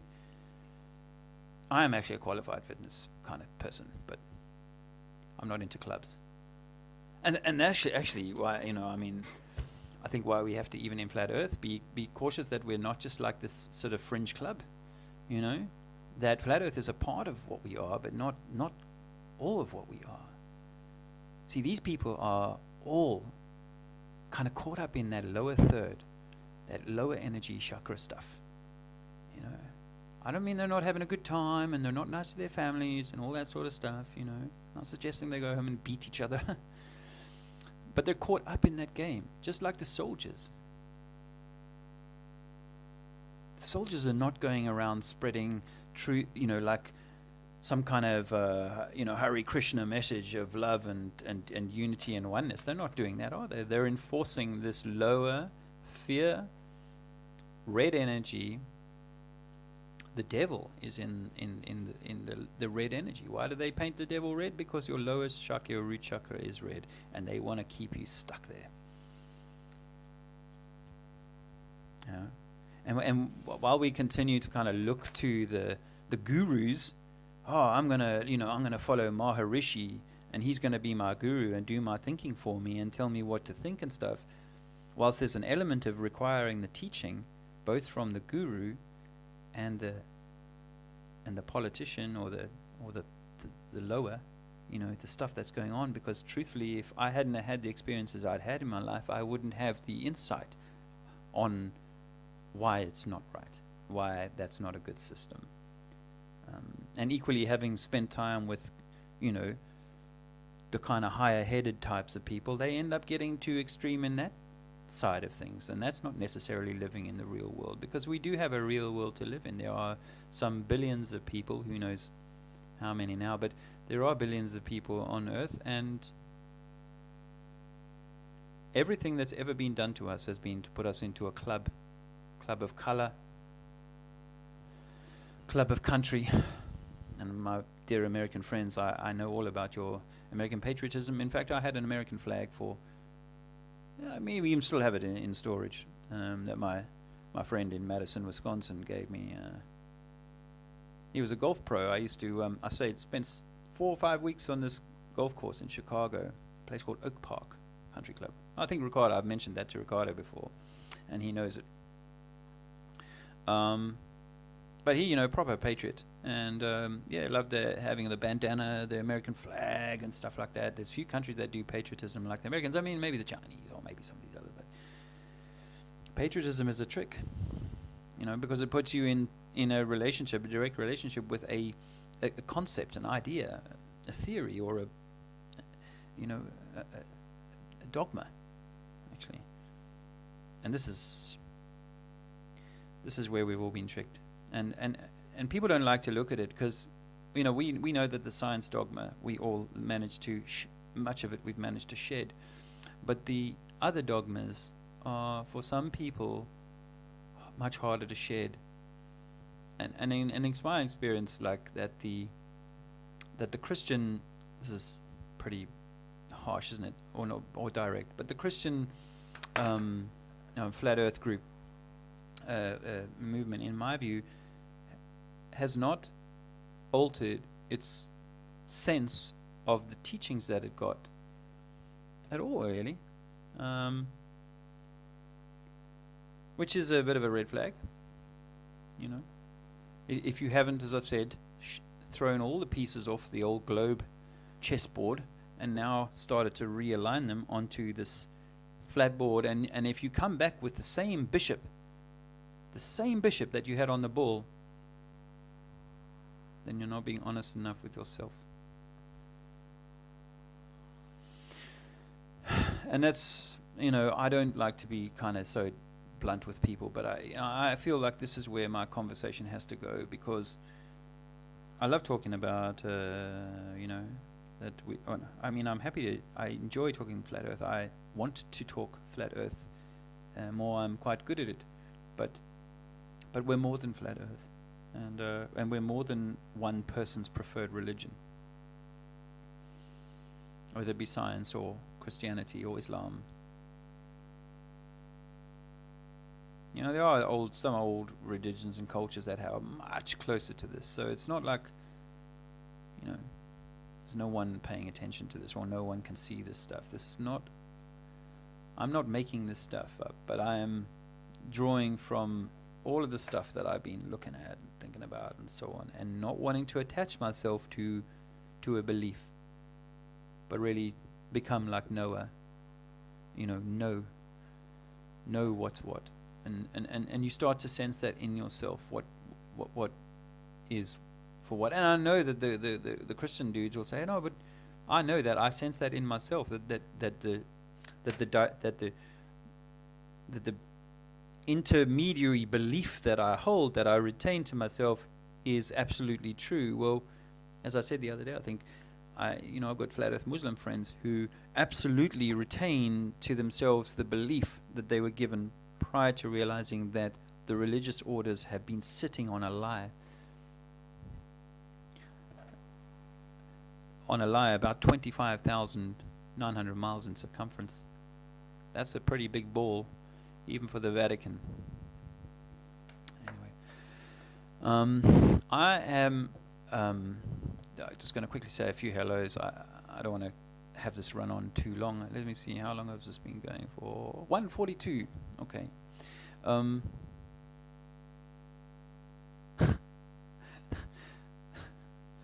What I heard Karen B say on her thing with Mark Sargent yesterday, that she was pulling out of D-Live, and I'd also heard the day before that Owen Benjamin's comments section was pulled down, and I haven't followed the people over to D-Live. I must be honest. I'm a troglodyte. I have YouTube and I have email, and that's where I'm at. So I guess it's just the old story again of, like, we thought we had a way through, and then yet again that just gets shut down or bought out or whatever. The terms and conditions get changed, and of course with what's about to happen with Uncle Jojo, is he's going to perhaps have to bring about a state of such, I don't want to say emergency, but you know what I mean, bring about such a state that he has no choice, and the American people have no choice but to go along with a whole raft of new censorship or media control mechanisms. Now, I've heard it said that in America that, or was it here in the UK, but basically people who don't go along with the government's decisions and their wonderful scientists' proclamations. These are the same scientists, by the way, who told us that cigarettes were safe, and a whole raft of other things which I won't drift into right now. If we don't go along with what, this is the crazy thing we've got to, hey, even in the land of the free and the free speech and so the First or Second Amendment stuff, we've got to a point where you can no longer hold an opinion outside of the doesn't it feel like China or some kind of ideal that we were told Russia was in the 1960s, 70s? You can't speak out of the party line, and if you do, and as I said at the beginning, and for those who didn't hear me at the beginning, my morning was punctured by 3 or 4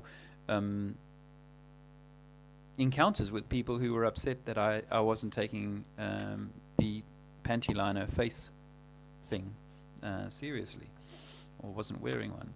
And I think that's just going to get uglier and very, very, very much uglier. And in a time of darkness, you've got to, the light is in you. If you end up putting your light out into that darkness right now, what does it do? It wants to rip it from you. It wants to beat it from you. It wants to pound you into agreeing that, with the status quo. And this may become far more divisive than flat earth.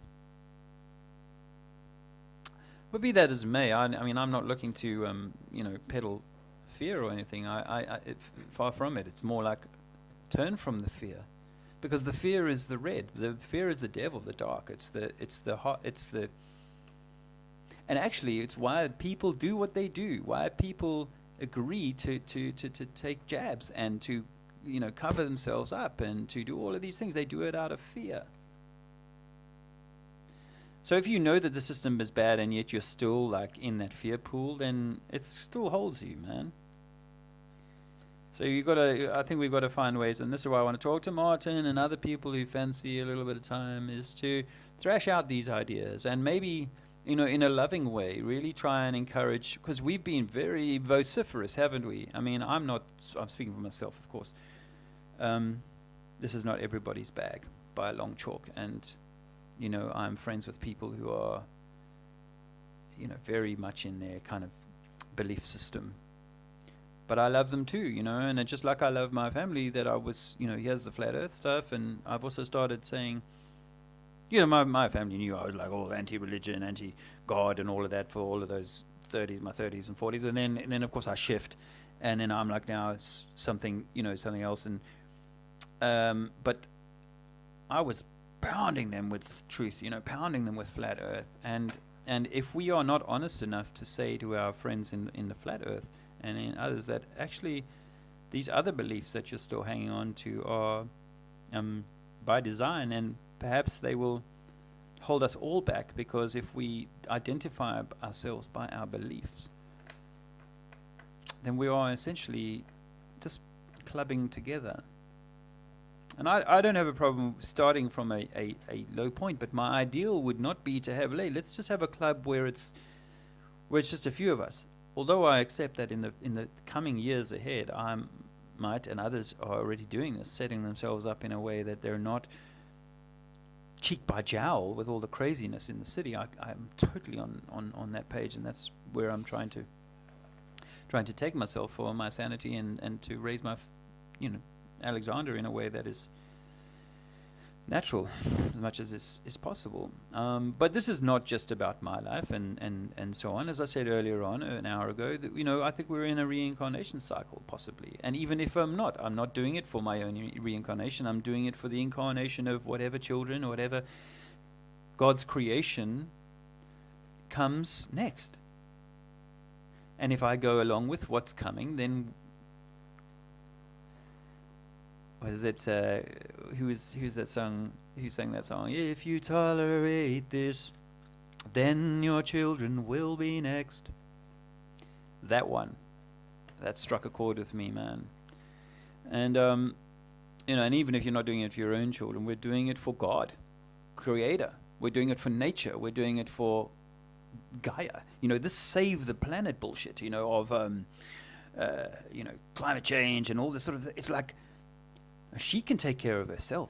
It's you that needs to save your own universe, your own planet, your own thing, You think they're praying to Satan? I mean, again, it's like, but they put their hand on the Bible. They had a preacher of the Vatican's, I know there's a card. I wasn't following it today, but I know in previous years they go to a church next to the Senate, to the thing, and maybe for a ceremony before or after.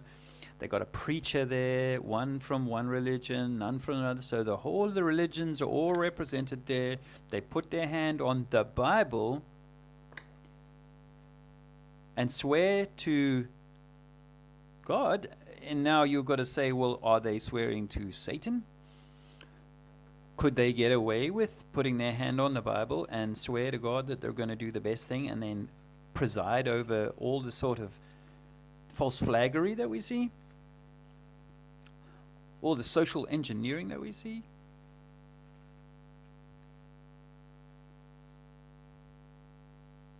You know, this is hard to hear for a Christian, but if you were sitting in a Muslim chat room, wouldn't they be saying, look, the dirty guy has put his hand on that, you know, that, and I don't want to put words in their mouth, but you know, I mean, you might have heard me say I had some Muslim Iraqi, the refugees, live with me in Cape Town in 93, 94. They escaped from the first Gulf War and been in South Africa a couple of years, maybe year and a half or so, and they'd been given free accommodation for the first year and a half, and after that they weren't getting any support. So 3 of them came and stayed in my flat for a month or 6 weeks. I don't remember now. I was 24, 25, you know, and that was all good. That was awesome, actually. Muhammad, Falah, Fadil, I think, were their names. But, you know, they will look at the Bible with a certain, or without the same reverence that you would if you were a Bible believer or Bible. It has to be by the Bible, right? You know that's true. You know, so they don't even need to say, "Oh, they're going to go and pray to the devil next." They've already made certain assumptions that, you know, the Bible is misteaching, because Jesus was a prophet and not the Son of God, which is that's their take on that. So for them, that is not the true words of God. Their book is the true word of God. So for them, they're watching men swearing on a book that they don't revere, and predominantly in their language of a religion that they don't adhere to. So I think we need to be kind of careful about that, because one man's devil is another man's saint, perhaps. You know, one man's book of learning and truth is another man's misdirection. And when we live in that world where someone is saying to you, "Hey, but that's not everyone's book," and you're going, no, but this is the right book because I got given it when I was 3. I'm sorry to say, that's brainwashed. That's brainwashed. Because you're picking the book that you got given as being the one and true only words of God and so on. And I think that God, our Creator, the Most High, nature has been trying to teach us all along how to do this right. But the dudes in charge, whatever motivates them, whatever evil they're involved in, whatever other entities from other realms they're able to connect to and to try and steer the course of this human story, it feels like in a negative way, it certainly seems that way.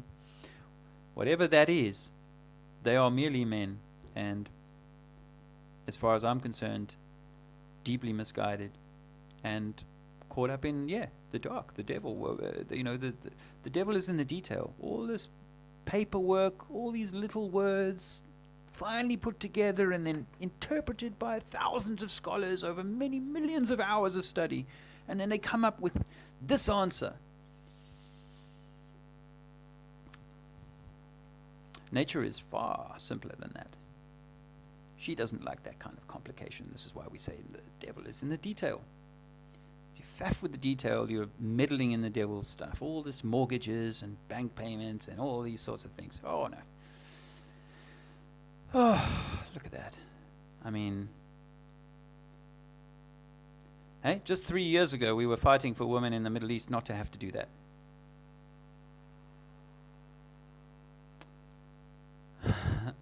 Is it too late for Q people? Isn't it? I mean, again, that's one of those, and that's one of those cognitive dissonance things that people are going to have to come to move on from, but actually inside, that's like a betrayal.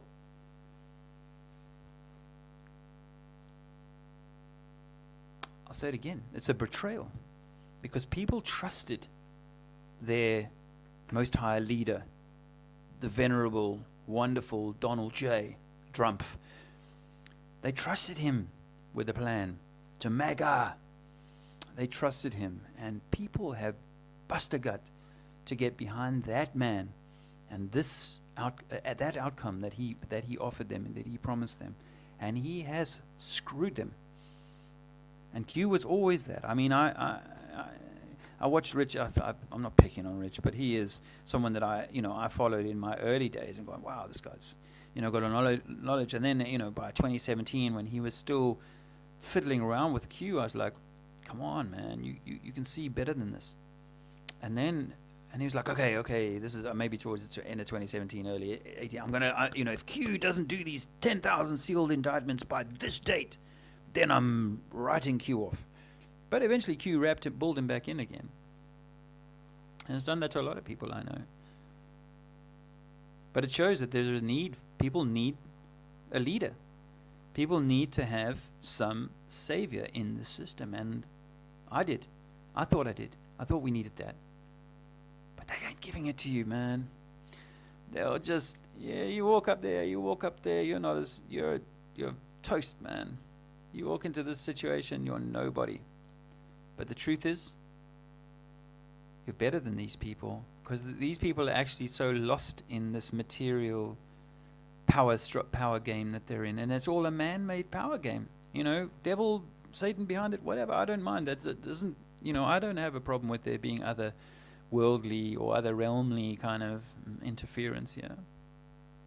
But ultimately, the creator or the source is the most powerful thing. But we consent and we vote in our millions for this system, my friends. And we go into those jobs and we give the corporation life. We give the corporation its reason to be. We buy from it. We go and spend. We go and work for it. We enforce its rules. It could be the corporation of Walmart or the corporation of the United States. It doesn't really matter. It's all just a series of tiers up and down the same structure. Alex Jones, even this Piers Corbin dude, and in the London Real clown, Brian Rose. They're wanting. I shouldn't even call him a clown. I don't want to disrespect him. I don't know. Again, it's like, how many people have you ever met in the banking industry, and they're such go-getting, like all they want to do is make the next billion or the next big close and what have you, and that's what a lot of people are like. It doesn't make them bad. It just makes them. They become tools of the system, and eventually, it seems like a sort of perhaps a functional psychopathy takes in. Thanks, Vertic, for that video. Vertic did a video, by the way, and I'd love it if you could just drop a link to that at some point if you're still around, Vertic, because Vertic did an insightful video the other day. He a lecture he had read out on his channel, and I found it really interesting in terms of how psychopathy works and how this system only needs a few super psychos at the center and then ripples of less psychopathy until you get to the point where you're a shop assistant insisting that someone puts a face covering on, or you're in the banking game and you're like, bam, we just did Kenya coffee for another 200 million. And so the farmers in Kenya, all of them are all going to pay a few, I forget what their currency is, but they're going to all pay a few bucks towards that 200 million profit that was just made on a shorting some stock or running the Colombians against the Kenyan coffee or something like that. They don't give a rat's backside about that person down at the bottom line who's now not going to be able to feed his family as well, because he got less for his crop than he did last year. And that's a form of functional psychopathy. And people are doing that all of the time. Marketers, we're going to promote the heck out of this product, show up all its good stuff, and not bother to say that some people may have serious side effects. And you know that you're in the corporation of Pfizer or whatever, and their bottom line is profit and market share and all that sort of stuff. So how do you be the, what is it they call them, the bulls in the stock market? How do you be the bull? How do you be the next, the guy who helps your company achieve like a 3% increase in profitability at the expense of your health or the expense of your children's well-being or something like that? Oh, thanks for that, Nick. I think we have gotten a little bit carried away with names and so on. There's Dr. La here. Hello, mate.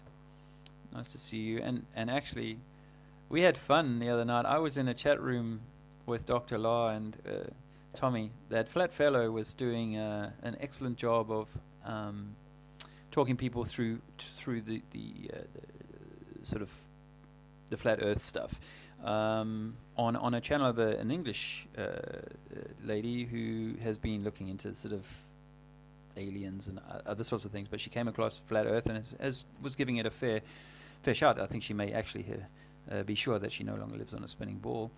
But we were, I guess, a dozen flat earthers in this chat room. Dr. Law and a few other well-known names were in there. I think Vertic was in there, and Ricardo as well, if I'm not mistaken. Yeah, you were. And it was just such a fun experience, those 2015 chat room raids and stuff with that little guy with the dark hair. I forget his name now. Bit strange. Don't even know if he's around anymore. Anyway, that they were so intense, and in a lot of chat rooms in the 2016s, you were one or three people, and you were generally getting bludgeoned by 10, 20, 30 people on the other side. This was completely the other way. In fact, a number of her regulars were saying, "Oh, I'm just sitting here listening, not wanting to get involved," because I think we had such a well-rounded kind of approach. We weren't getting wound up by them. We weren't dropping into kind of any other name calling or anything like that. It was just, here's the information. So that was really nice. Nice to see, and well done to Tommy for making that happen. It did make me feel, as I mentioned earlier on, it did make me feel a little uneasy that we're still kind of, when listening to him, he's still pushing it's around, sun goes around us and there's ice all around us and so on, which I'm afraid we don't know. I'm not satisfied that Captain Cook, just like I'm not satisfied that the Vatican can be taken at face value, same as Admiral Byrd.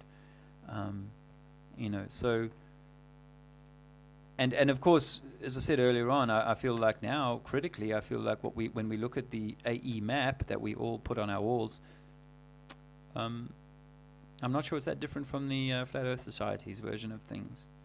I mentioned earlier on that that channel, not today, I've mentioned before that channel, APM Research, that FPV Angel runs, is doing fantastic work on electromagnetism, and one of their bombshells, which really should go viral in the Flat Earth community, but doesn't because, I don't know, certain interests aren't interested in it.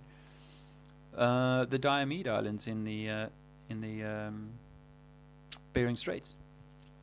Diomede Islands are according to time and date, having a sunrise at certain times of the year 5 hours apart, but they're only 3 miles apart. And, really that should be, if it's 3 miles, the sunrise is within minutes at the most of each other, not 5 hours. The Diomede Islands, I mean, for me, it's a bit of a red flag. That's okay. You got Russia owns one, America owns the other, and that beautiful bimbo. I'm being very nice, sorry, but Sarah Palin. Oh, I can see Russia from my window, 90 miles away. Sorry about my accent. But that was my old crone in the like the old lady in the forest, the one that the children go, the House of Sweets. I forget the name of that story. But yeah, that we can just see America. We can basically take a short boat ride, an hour and a half boat ride or so, and get from Russia to America. Bollocks. we cannot. And this work, for me, is one of the key things that stands out for that the map is not pulling itself around like this. That the layout of the map is more like you would see it on your wall chart with a few little variations. That's more likely how the map is configured. But the point is, I can't prove that. I can, if time and date can be verified, and then you could see on Google Maps that it's only 3 miles apart. That's a killer proof that the globe model, or the layout of the map, both the map that we use and the flat Earth, the Globe Earth Society. Then we are talking about something that is physically observable. Whilst we may not be able to get there ourselves, it would be far. You always hear those people say, "Why didn't you go flat Earth to save up some money and go and take a rocket up there?" Well, it wouldn't be that much money, relatively speaking, to charter a ship to the Little Diomedes, which is the American one, and then just plot a course 3 miles to the there'd probably be a military presence, and that kind of thing would probably not happen. But it's certainly there on time and date, and there on Google Earth. That's a killer one. Why are people hanging on to the other one? Oh, that was what I was talking about, Tommy. I think that was the only thing that troubled me. Otherwise, it was like a brilliant. He's so good, so calm, and such a good teacher. I've always admired his work in the field. But I am trying to put a message out there to people who are listening that I think that we may be selling out. We may be somehow being constrained from our research if we're being held in this circular model. And if it's true that there's more land, then a model that is more like your flat wall map offers some tantalizing clues. I won't go into that now. I don't want to belabor this. I have spoken about it before, and I'll talk about it again, I'm sure. Perhaps I'll just this shit show that's going on here. They did manage to clear the skies, and you notice how white that sun looks these days. A little 5-pointed array there, very pretty. This is a mud flood building, by the way. You'll see where the car just went. They've had to build stairs up to the levels above because they couldn't get in down here, down at the lower levels. So I'm going to look. This thing is nearly finished, and I'll say a few hellos. Cigarettes aren't safe. That's right. You should try and grow your own tobacco if you want to smoke. I was explaining to Russian Vids the other day that because I said I smoke a bit of tobacco, and he said rightly, it's not good for you, and that's true. But I have thought about it for a little bit since he said that, because obviously I know that my mother was a nurse in the intensive care units, and she would see lung patients of smokers at the worst end.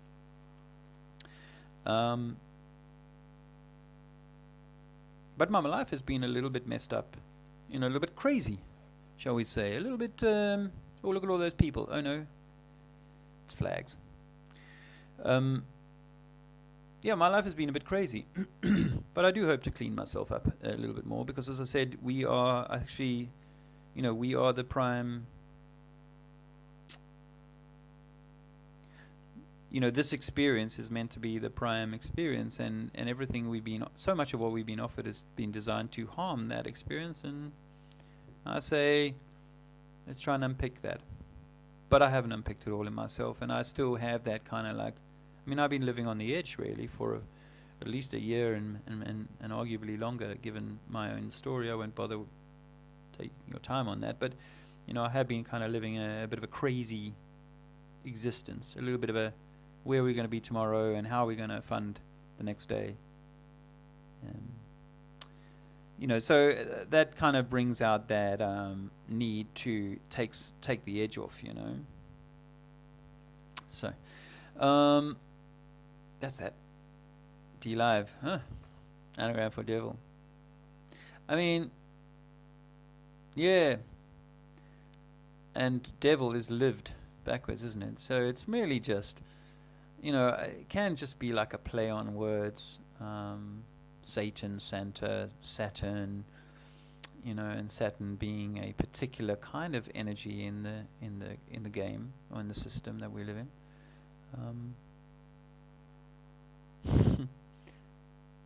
Jack, yeah, it'd be interesting to say. Oh, was Q still really holding out for something today? I thought they'd stopped having Qs and they'd realized it was all a bit of a damn script. But I assume that,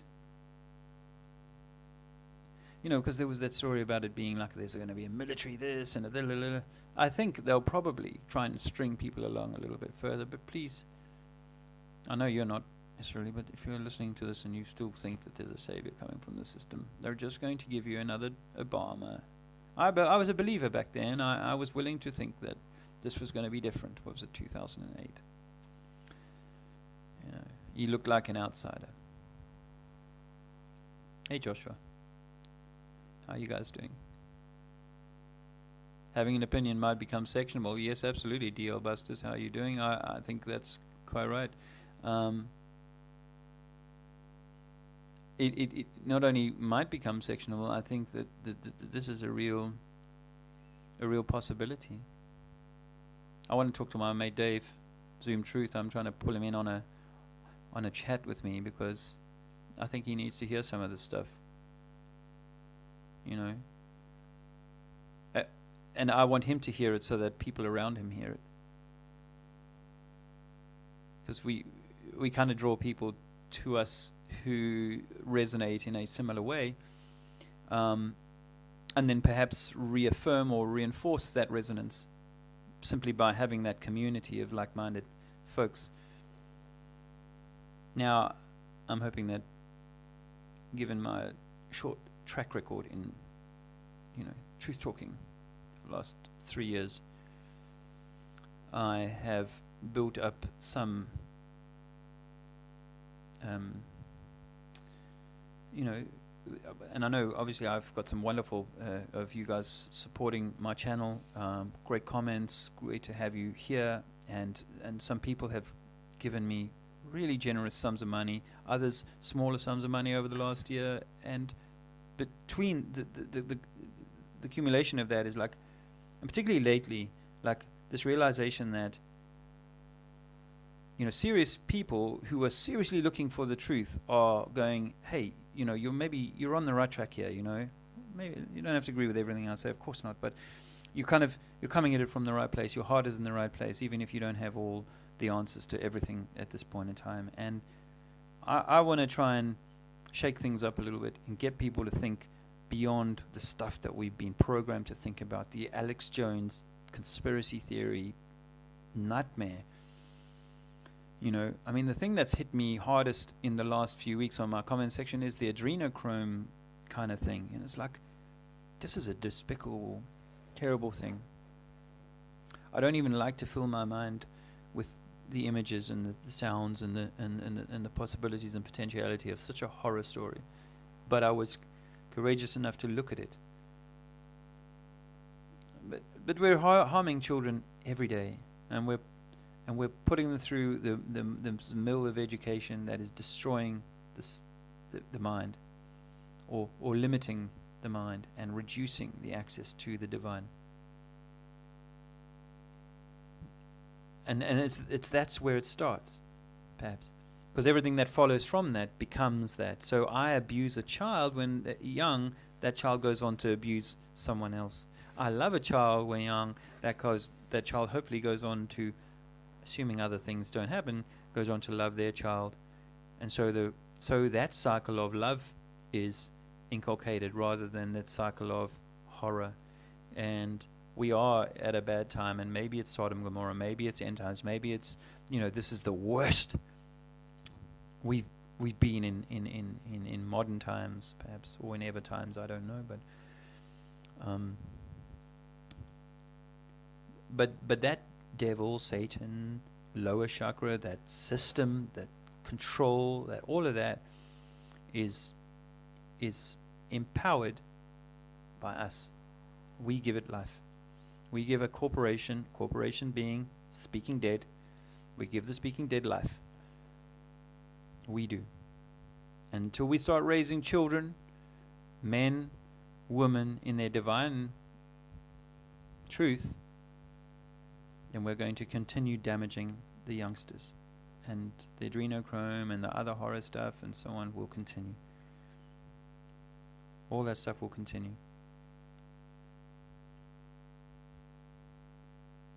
Trust me, if I got the opportunity to stop it today, I would take it. But right now, that opportunity doesn't exist. Primarily because everyone you know, most everyone you know, believes in something outside of them. A Trump, a Biden, a religion, a science, a religion.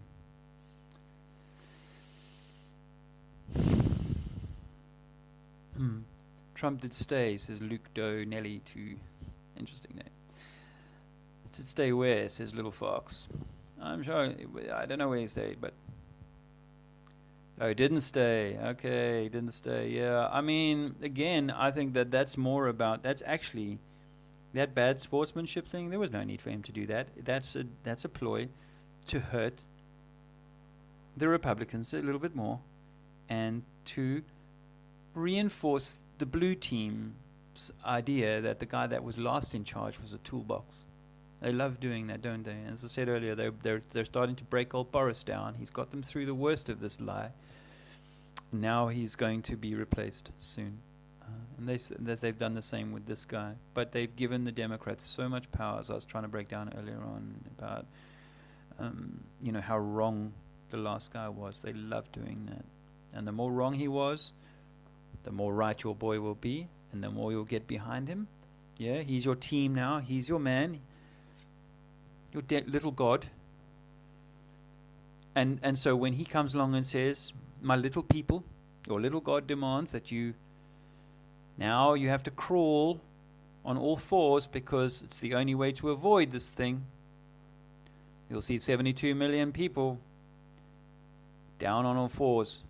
Oh, and a bunch of the other crowd, because they're good people and they want to do the right thing. No, we will only change this world when we change ourselves, truly. And I know I found flat Earth. That didn't change me, and I'm still working through that. I mean, the change. But I've also met I offered that ahead of saying I've also met lots of flat earthers who've done very little or none of the work beyond flat Earth.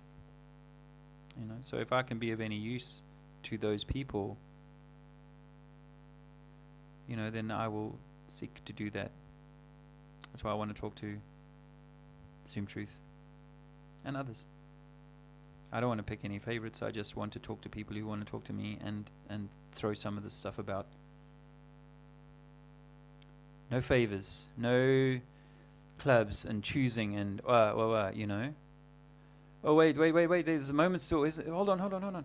The Q guys might still have a moment. Is it not over yet? Look. He could still die. No, he's signing it. This is the moment. Oh, I'm sorry, guys, but the masks are going on. That was that. Q is dead. Right, round them up. We're going to have to take them all down. All those deep state operatives that have been working for Trump and the Q.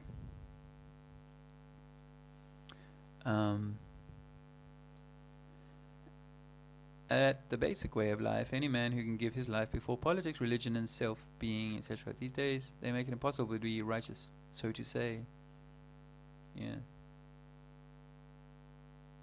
Yes. I mean, I'm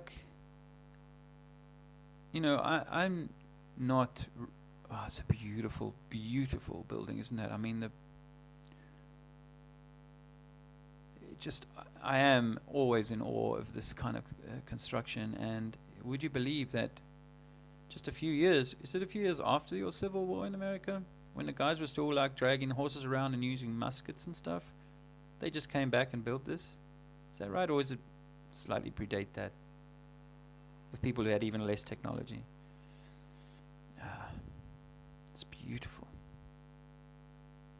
how little these people are. I do wonder about the size of the people that built this. Were they remarkable? But in a way, you know, like, whatever this was, whoever built this, they came from the same creator.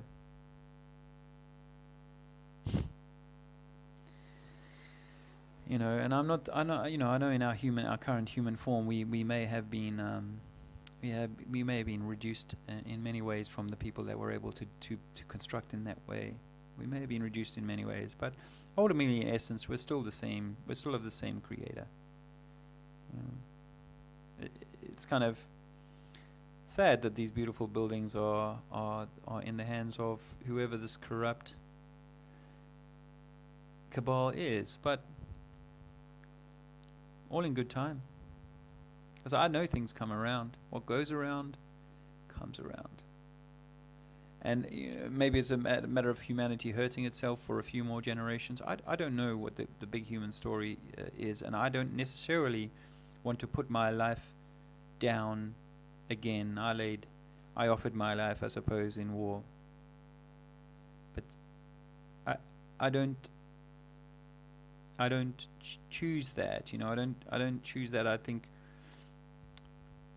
as I say, you know, what would be the sense in going and you know, standing in that building now in America, for example, and trying to make something happen that caused them to say, oh well, you're some fringe nutbag, and we've had to put one through their skull. Sorry about that. I'm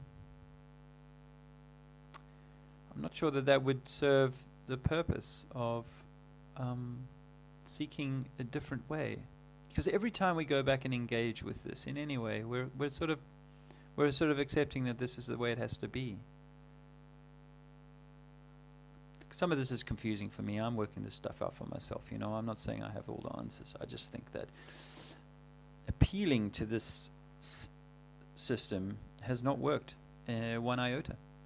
And even having deep straight Q people working for us diligently night and day, you know, nothing seems to have changed there. And of course we know that those people who love Trump, he set up a space force. He, before he went into office, said, I'm really concerned about the risks and hazards to do with the, you know, the arm jabbing stuff. I'm concerned with that. And then when he got into office, he presided over, you know, a program of bringing in that kind of thing. What was his name? Barack Osama. He promised to close Guantanamo Bay on day one. Clinton was going to be jailed on day 2 of President Trump's presidency or something. I'm sure I saw a video of her getting out of the SUV there today. Not in manacles, which was a surprise. I tell you who else is in manacles still, if you believe the press, is Julian Assange. I don't think he is, but some said, oh, Pamela Anderson said he was going to get a pardon. I mean, that again, that's like, see how we're being played with, man.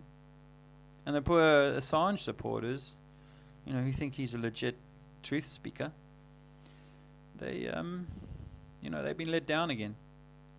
And of course, Assange is, I think he has a job at a talcum powder factory because he always looks so pale when he comes on camera. But I guess you've got to take work wherever you can get it in these days. Anyway, and Trump has been kicked from the garden, marked and kept out with a sword. I mean, and again, you know, they love all this, like, it's the Punch and Judy show, you know. Oh, look, I'm wearing, let me get some chest. Isn't it? You know what I'm saying? Yeah, it's all Punch and Judy, my friends. I'm going to really start kind of trying to have my own thinking realigned, because I've my whole life been pulled into politics and religion and then flat earth. So, you know, how do you stop playing their game? That's the question, my friends. How do you stop playing their game? Or marching to their tune? Look at that mud fluttery. Yep. I was very good in the army, by the way. I mean, not just in the war front. I was very good in this, at this part of it. All of this. I was good at it. I didn't want to be there, but I was good at it. And, you know. But one day I'm going to talk to veterans. I predict that. I'm going to use my experience at war to say, this is where you've been led up the garden path. Well, this looks like the regalia looks like it was Civil War stuff. I did a project on it in junior school, I think. American Civil War, just part of my programming. This is a very contentious thing to say, Alice and Marie. I mean, it's brave. And you know, a lot of people who talk against the Bible say, the God in that Bible is a jealous God and a slay the youngest or the firstborn, or these kinds of things. So yeah, I mean, characterized like that, it's not an unfair statement to make in a world in which you can say what you think. And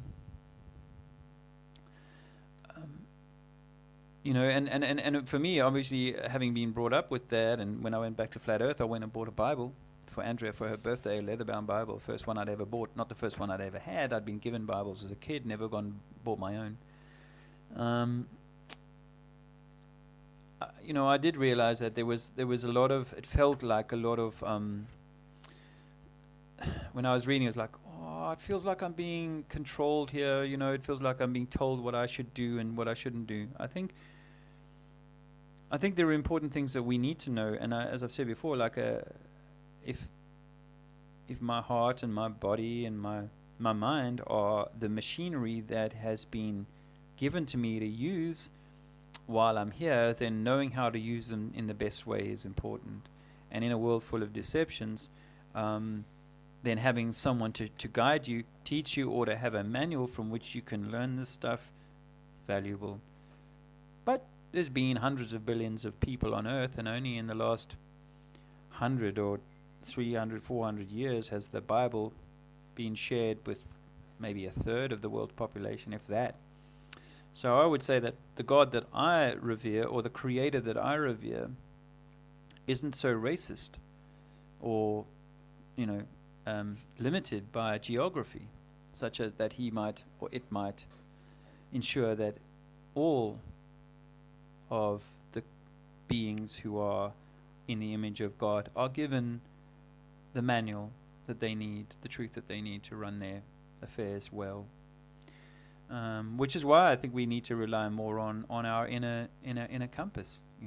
There's the golden rule. It should be as simple as you never need to know to read. God did not insist that you went to school and read, by the way. That's only these masters in the Vatican and these masters in the Washington, White House, Whitehall. They're the ones who insist that you go to school and learn to read. No, of course, I love reading, and I can write the odd book. If you haven't seen my book, there it is. And I think I'm in there somewhere. Oh, there. That's my book, if you haven't seen it before, on Amazon and available from the author. Has a little bit of night shooting there. You can see a pretty big cannon. And I enjoy that, but also it has been. It shouldn't be a matter of, well, if you haven't learned to read and you haven't learned to decipher Latin, then you're stuffed. Although thankfully we got a very friendly father down the road who would be more than happy to take you through the salient points for a small fee of 10%.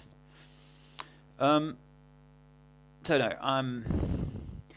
I'm thinking that the love is around us, is in us. It's not in the books. Maybe the devil's in the books. Maybe the devil is in the detail.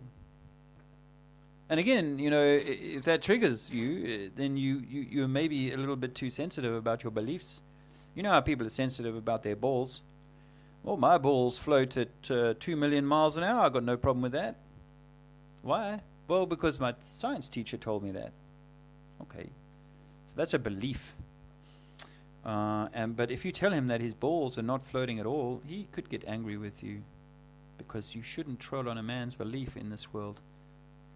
Well, that's really, maybe I'm getting to the heart of the problem, is that we're so fearful of beliefs and people's sensitivity for their beliefs that we do not call out the darkness within. We do not call out the darkness within.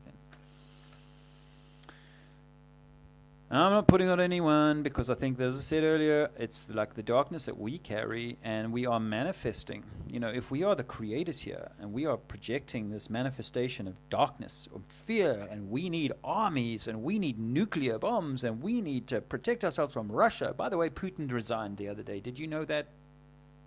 Did you also know that Angela Merkel has just handed in her resignation letter? And these are two stalwarts of the G7, right? And they have been around between them, well, at least 20 years each. Christian Democrats, actually, that's who runs Germany. But they're stepping down at this pivotal time, at this key moment. I think that the G7, think about it, guys. You know that whatever's going on this year has been planned for years. And I'm going to say global for the you know what I mean, but because it's their system of global coordination across this current year and last particularly, has all been brought about because the G7, the G8, the G20, and then whatever comes below that group of nations have been working tirelessly in the background to protect you. And this is how they're doing it. Yeah, well, thanks, Ricardo. I want to come at this from love, and unity, and not. I'm mindful that the word community sounds like communist, and I'm kind of like, are we being tricked into taking up these communes in a form of, like an off-grid form of communism as opposed to doing it in the city? Yeah? We are meant to be. Us men are meant to be masters and stewards of our land, and us, the ladies, are meant to be the nurturers and the bringers of new life and like the harmony of the society. That's why women sing so beautifully. I hope that's not racist. So we're all so far from that. So you don't take a dude who knows everything about flat Earth and all the other stuff out of his basement and then turn him into a divinely balanced warrior male, coming from the place of love, defending his family, defending his land, working, himself hard on that land. You don't go from one state to another just like that. Not as far as I can see. It takes a progression. It takes for me to take my lad to the land and to teach him that stuff again, and to empower him and to ensure that he honors his mother and the divine feminine. And then he raises his children in that way. And so you build a village of people if you think like that. Of course there are people who think like that. There's plenty of people who think like that, I'm sure. There are small places and villages and communities and towns and that have maybe that in their ethos. But that's where I'm at, and that's what I want to go forward with.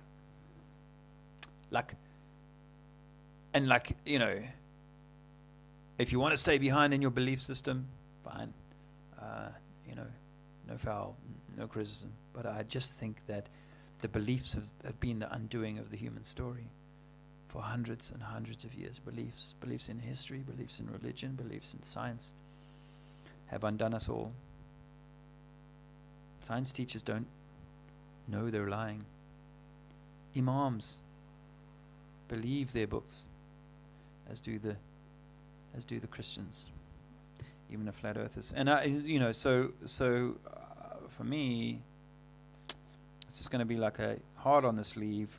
Let's thrash it out, because I feel like 5 years into flat Earth, almost 5 years since the DMT experience, I feel like we're kind of treading water here. How did flat Earth change the world? Seriously? Did it even get mentioned today in the political theater? Of course not. We don't have time for a meeting of the Flat Earth Society. Okay, I could do Barack Obama a little better than that, but I'll have to work on that in my own time.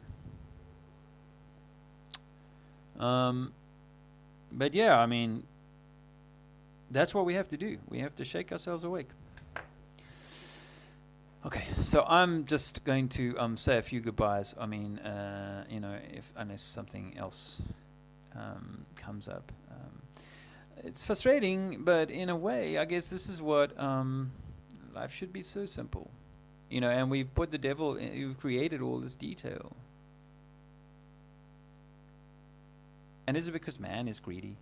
I got over to America first. I took Bill Gates-sized chunks of the land and kept it to myself, and then, I've made it hard for everyone else who comes in after me. It's a tough one. Stick with nature.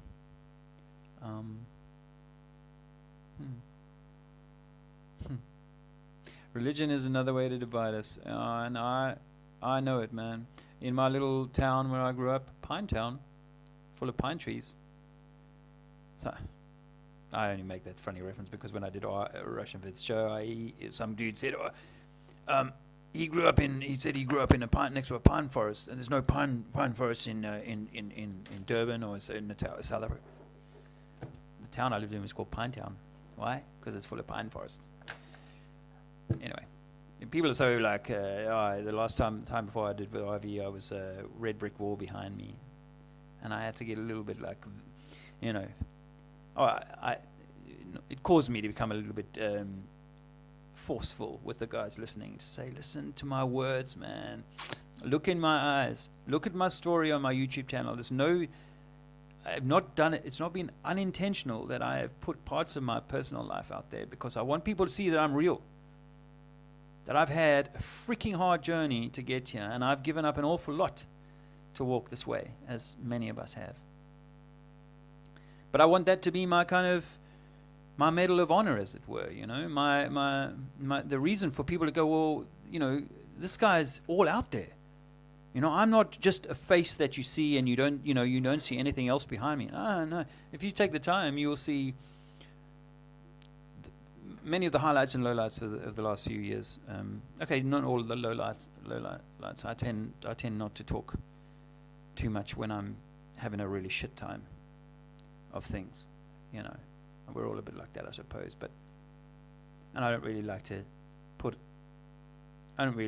some of the worst stuff that I'm going through out here. I may do more in the future, because I don't give a monkey's backside about the trolls so much. The more like today in the shop, it didn't bother me at all that those people were having a go about me not having a thing, because I don't need to float in that pool. So I just went around my shopping, humming and singing and doing it my own way.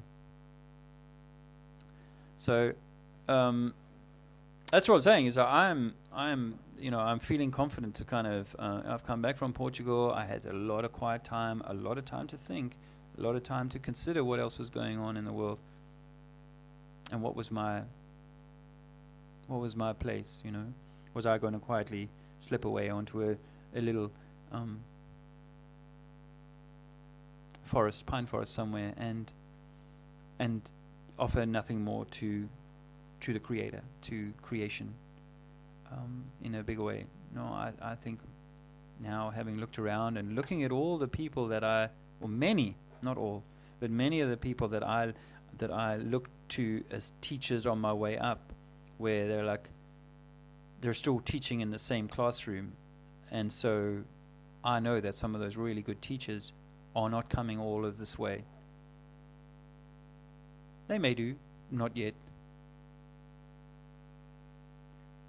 But I feel compelled to push along with this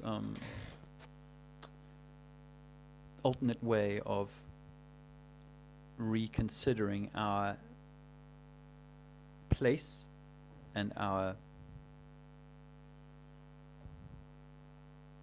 way of contributing or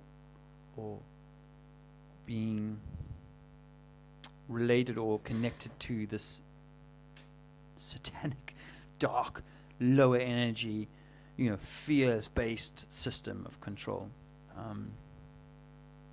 But I'm not going to do this on my own. I'm going to do this by talking to people, hearing other people's views, by calling people out in a way. Go, look, you're holding on to a belief. That's your prerogative. Of course it is. But don't. Okay, I can't say don't. But the challenge is that the people who are listening to those people are going to stay in the pool because they revere that teacher too much. And again, I guess I shouldn't concern myself with that. It is what it is. If people choose that, I'm not going to sweat about it. But I do know that there is more messages to give. The flat earth was, for me, the first message I gave out in a very public way.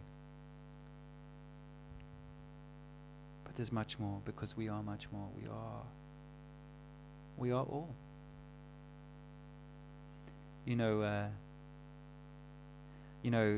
The acronym Allah is arm, leg, arm, head.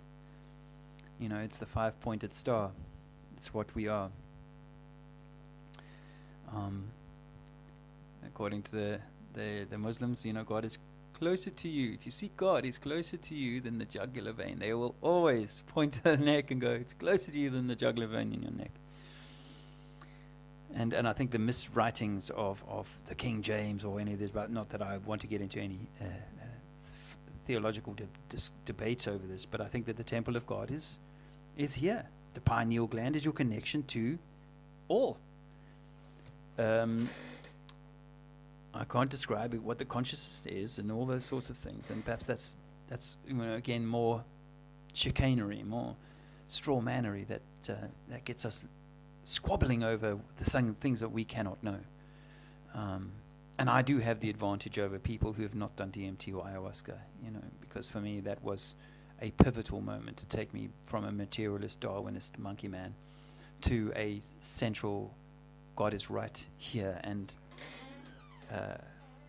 I am intrinsically connected to God, and the God or the creator or the consciousness or the entity or not the entity but the energy that I was in, or I was able to access when the veils came down, was all love. It was all love. And no fear. No fear. I came back at, 47? I came back out of that 5-7 minute experience. No fear. I knew that I was an eternal, infinite being of a magnitude so I'm describing, I'm not describing God now. I'm not describing the all. I'm describing the sleeping giant that I became aware of that I am. And it was all like Egyptian, by the way. I went home after this. I was in South Africa on a book tour. I went home after this and painted out most of the house in like Egyptian sand and colors and stuff, browns. But it was like an Egyptian thing, like this powerful, sleeping, smiling Buddha, if you like, but like a being that I'm connected to that is infinite and eternal, and so powerful that nothing here on earth could hurt it. That's what I gained, and I went in an atheist, guys. I was totally not buying any of this stuff, and I didn't know what I was getting into with the DMT. I'd watched the Spirit Molecule before, but that didn't even begin to prepare me for what I experienced. I was totally awake. It wasn't tripping. I wasn't on acid. If the religious people are listening, you know, the stuff that they've done to frighten you from looking at this stuff is all trickery to kind of prevent us from ever knowing how close the divine is and how intrinsically linked we are to that. And I will just add that it was my sense that the higher being that I was connected to was not God. That the higher being that I was connected to was prior to God, or not all. Yes? So, and if I was to think about it in the Trinity sort of sense, then it would be me, this higher self that I was connected to, who is connected to the all, to the creator of this world, of this universe, of everything. How for me, everything in religion, everything in science is looking to rip that apart, is to tear that apart, is to break the Trinity, is to cut it all up. And we're meant to remember, bring the members back together. Is it all of us? Is it some of us? I don't know. I'm not going to sweat about the storyline down the line. What I need to do is impress on us the importance that we realize what we are, and set aside limiting belief systems that were always designed to limit you.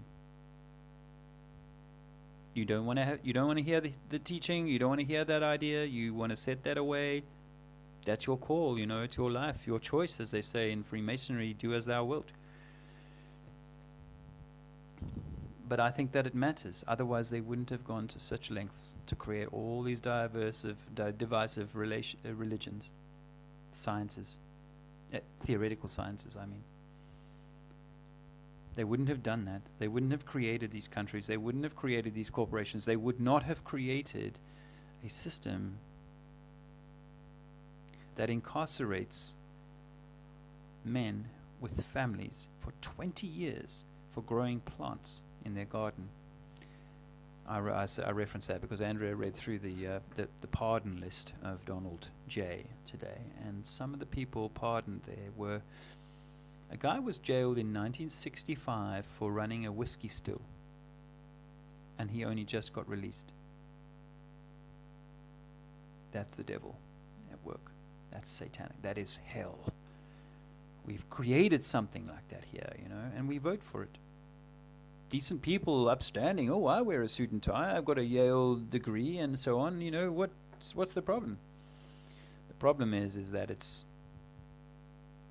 gone psychopathic. I mean, it may be eventually, if you had a village of 100,000 people, you might end up having to have certain kinds of rules.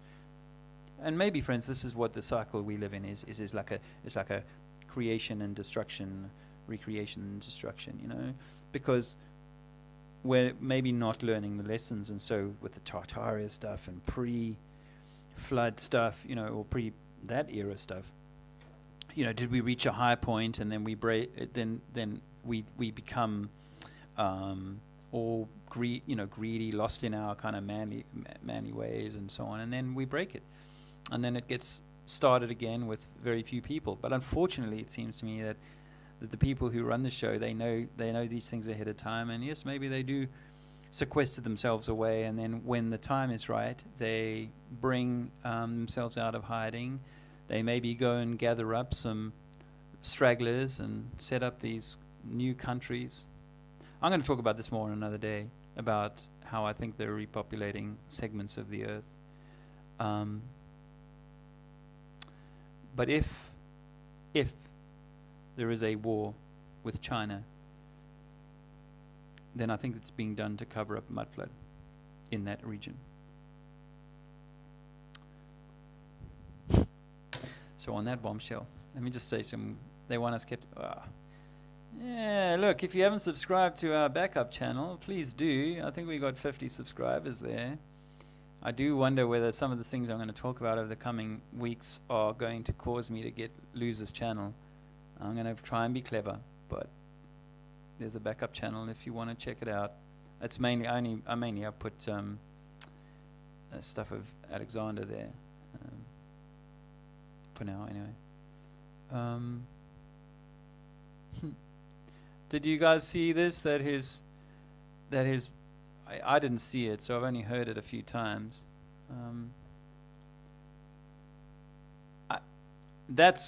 For me, that would be like, wow, is that the first time it happened in his whole presidency? And if it is, then it's symbolic, and it's like, see, this was a guy undercover. This was a guy, and now he's, now it's over. He's, you can see the sort of truth. But Derek, hi. I mean, okay, how about it like this? Because I kind of agree with your sentiment there, my friend. But I think that America is symptomatic of what's going on all over the place. Hey? And I'm of the view that America was never really released by the power structure. They do this clever thing of saying, "Oh, I'll let you set up a new religion, but I'll still be the one gatekeeping at the back here. I'll let you set up a new country, but I'll let you think that you're in charge, but you're not really." Just like in South Africa, South African was never really, the political structure was never really in charge. If you lived through the period that I did, and you went from, wow, South Africa's got the most powerful, and this is not even an exaggeration, but South Africa had the most powerful military in Africa, and without doubt in Southern Africa. Egypt obviously gets a lot of money and arsenal from America, so on that basis, it's probably a more modern military machine. But South Africa was very sort of steeped in military tradition and British kind of military and that sort of thing.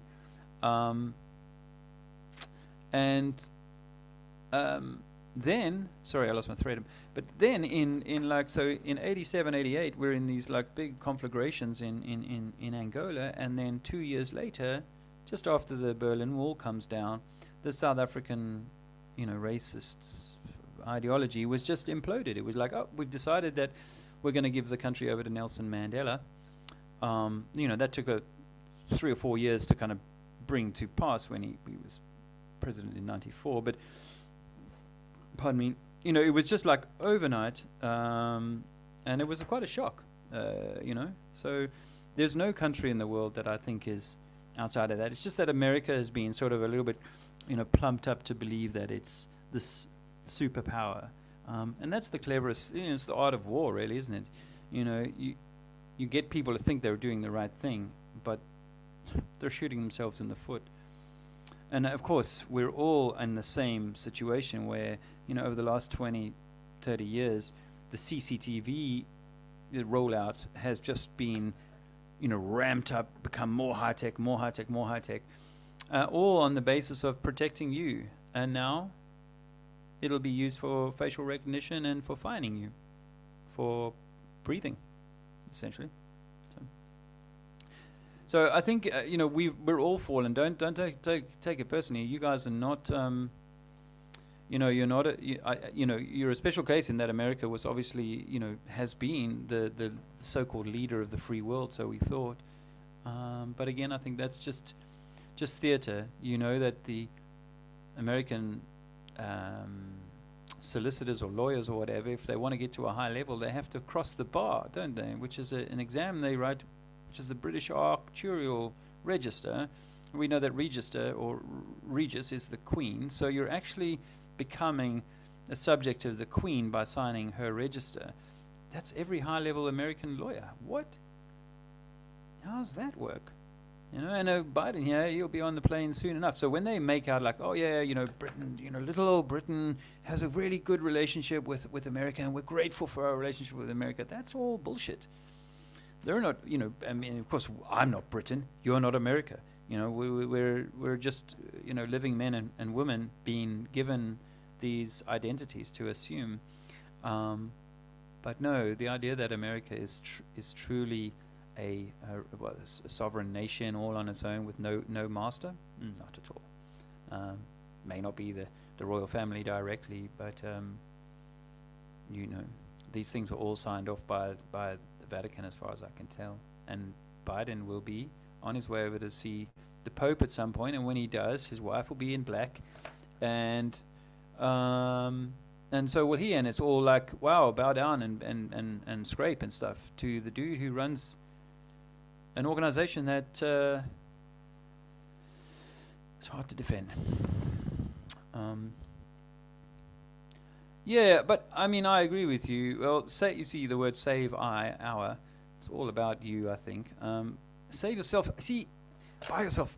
Yes and no. I mean, I think we need to do it together in a way, Nick. I think that you know, we do have to save ourselves. You're right, absolutely right. But we can't. No man is an island, and no man in this situation can save himself without a vast amount of new information, a vast amount of sort of thoughts that have never been offered to him.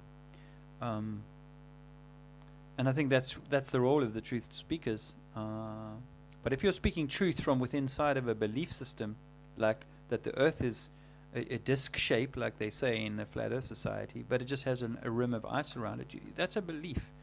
And I would encourage you to offer that as a possibility, but we have no way of knowing that, and we only end ourselves in a, looking like we're taking what we've done, and what they've created in a way is they've created all the straw men. Oh, so prove that you've got a dome. Why don't you fly up there? Prove that you've got a thing around there. So how did I all of a sudden become responsible for proving a theory that I was, simply repeating? Well, because you've created the context for there to be this. Okay, you say this, then show me that. Well, I'm saying, you say this is a ball, it's spinning, you show me that. Let's leave it there. Let's not get into, you say it's something. Oh, well, I'm not saying it's something. I'm saying water's level, and we've got no evidence that we're actually spinning. If you look at the clouds, if you look at how planes work, all these sorts of things. So let's leave it there. And the same is true with the sort of belief of, I must now believe that something else and someone else and these things and that book and all this sort of stuff. No. If you could give me, this was the evidence of that and so on. And my personal evidence is I had DMT and I communed with something much higher than me, but something that I am intrinsically connected to, and for which I need no intercessory, intercedent, intermediary. Yeah, I need no one in between me and the Creator, or my higher self, who is then connected to the Creator. I don't believe I need that. I need to be an honorable, upstanding kind of person, and if I make mistakes, or if I have a bad night, or if I'm, if I sin, then what do? I seek to do better. And if I don't, it's going to cause me grief down the line. I'm going to start getting stressed. People are bitching at me. And then maybe, after this life, I have to come back and try it all again. I don't know. But on the face of it, from a very human point of view, I think that we all know what good is, right is from wrong, before we get messed up. I had I said I was in the boys' brigade. Well, I said earlier, and if you heard me earlier on about an hour ago, I said I used to play the side drums like this.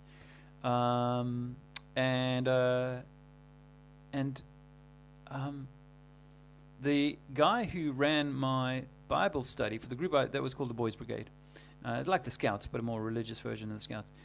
And the guy who ran my some of the time gave me Bible study was a local counsellor in my town, older man by the name of Jock Bruce, a Scottish man. Happened to be my neighbour, and his grandson was one of my young pals as a kid. And he told me that in the Bible it says that the black man is meant to be our slave. He was very racist, by the way, if you didn't need me to say that already. But he was a pretty racist guy, actually, and he was able to find justification for racism in the Bible. So these things are open to interpretation and have been therefore misused. And anyone who comes to say to me that my interpretation of the book is right is really no different than the Scottish man Jock Bruce next door, because he's just saying, this is my belief. I'm going to interpret this book in the way that suits my narrative, and then I'm going to peddle that out into the world. Well, I really don't think God needs you to do that. I don't. We're happy to pick at Joel Osteen and all these people, but they're selling the same belief system, right? Believe in him, he died for you, and if you don't, you're stuffed. What's the difference between Joel Osteen other than he, maybe makes a lot more money than the average preacher?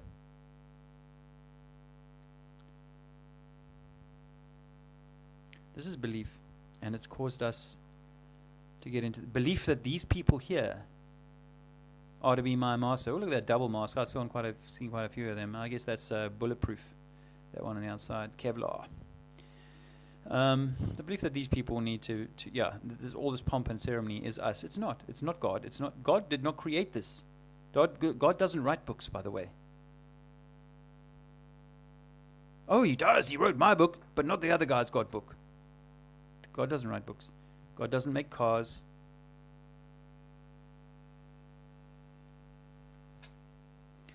I think I probably had enough time on my soapbox. Yo. So anyway, yeah. Hey. Look who's here. Oh, they know I'm here because I've been in the chat. Oh, he's playing permaculture. Yeah, I've been chatting and playing permaculture. Yeah. Oh, you know what? I mean, I loved Oregon, by the way, playing permaculture. I loved Oregon. Eugene and Ashland, Oregon. I have special memories about those two towns. 1988. And I love it there. And of course, Montana. I had a special night in Yellowstone National Park. I had to sleep in the restrooms because I was living in a car at that point, and it was very cold. So I slept in the restrooms with a stick, pushing on the hot air hand dryers until I fell asleep. I love that part of the world, and we'll see. I mean, we'll see. I have to go to a place. Wherever I go, I have to go to a place where I can still speak my language. Drew says he services their armored vehicles. Huh. His armored vehicles. He says they're decked out with all electronic toys and signal stickers on the roof. Yeah. Yeah. Hey, he's saying hi. God divinely inspires. Thank you very much. God divinely inspires. and and having a chat with him as well. Really, that's really where it needs to be. And just there's you, and there's your Creator, and like a close knit, or this Trinity, as I suggested, your higher self, yourself, and the Creator. And the bringing together of those three, the union of the Trinity is exactly what they don't want. As I said the other day, and one of the things I was doing is that they've taken the 3, the 6, and the 9, and they've just made you focus on the 6, the masculine element, the lower element. The 6 is at the bottom. I mean, this may be wrong, but the 6 is at the bottom. The 6 is also the mind, isn't it? It's the logical. It's that, and we listened. I don't know if they can hear you with that on. We listened to a stream yesterday where they were talking about, it's the war on the mind, because if they keep you in the mind, which is why they pump you with so much information and so much fearful stuff that you stay in your head, and actually we shouldn't stay in our head. We should be balanced and finding harmony in mind, body, and soul.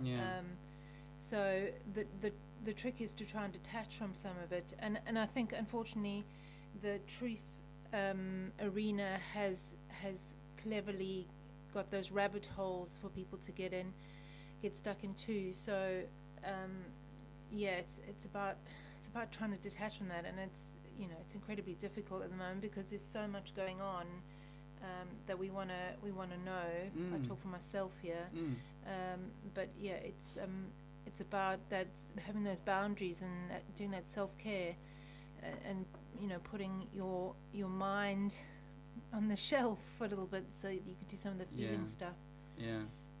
Oh yeah, thanks Drew. Well, cool.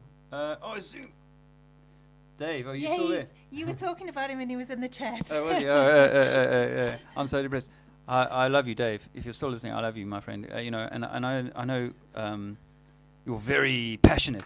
So having a chat with you could be a very passionate thing.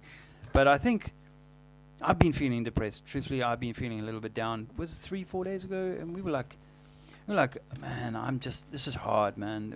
We've known about this is going on. It's really like, grinding me down? Is there any way? And truthfully, just coming back to what Nick said earlier, Nicholas said, we have to do this on our own. In a way, we have to do the inner work on our own, but in a way, we have to kind of support each other through this, And if all I was ever doing to you was to say, hey, keep pounding that flat earth, keep going out there and annoying people and so on, I think I'd be shooting you, and I'd be doing you a disservice, my friend. I think that we need to be learning all these things that we learned, but then coming back to like, wow, what does it mean for us? Why have they been trying to break me, my mind, my body, my soul, or just my mind, so that everything else would be fractalized or fractured?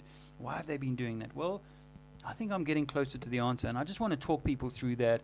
You're a guy I want to talk to about that. There's others out there I'd love to talk to about that. Any of you, if you fancy a chat with me or a hangout, and you can. Can I just say something about people feeling certain things at the moment? There's astrology around that is going to forcing some of our hidden stuff that we don't even know is there up for us to deal with, and you will bump up against people or experiences that will perhaps even force that up, and so be mindful of that.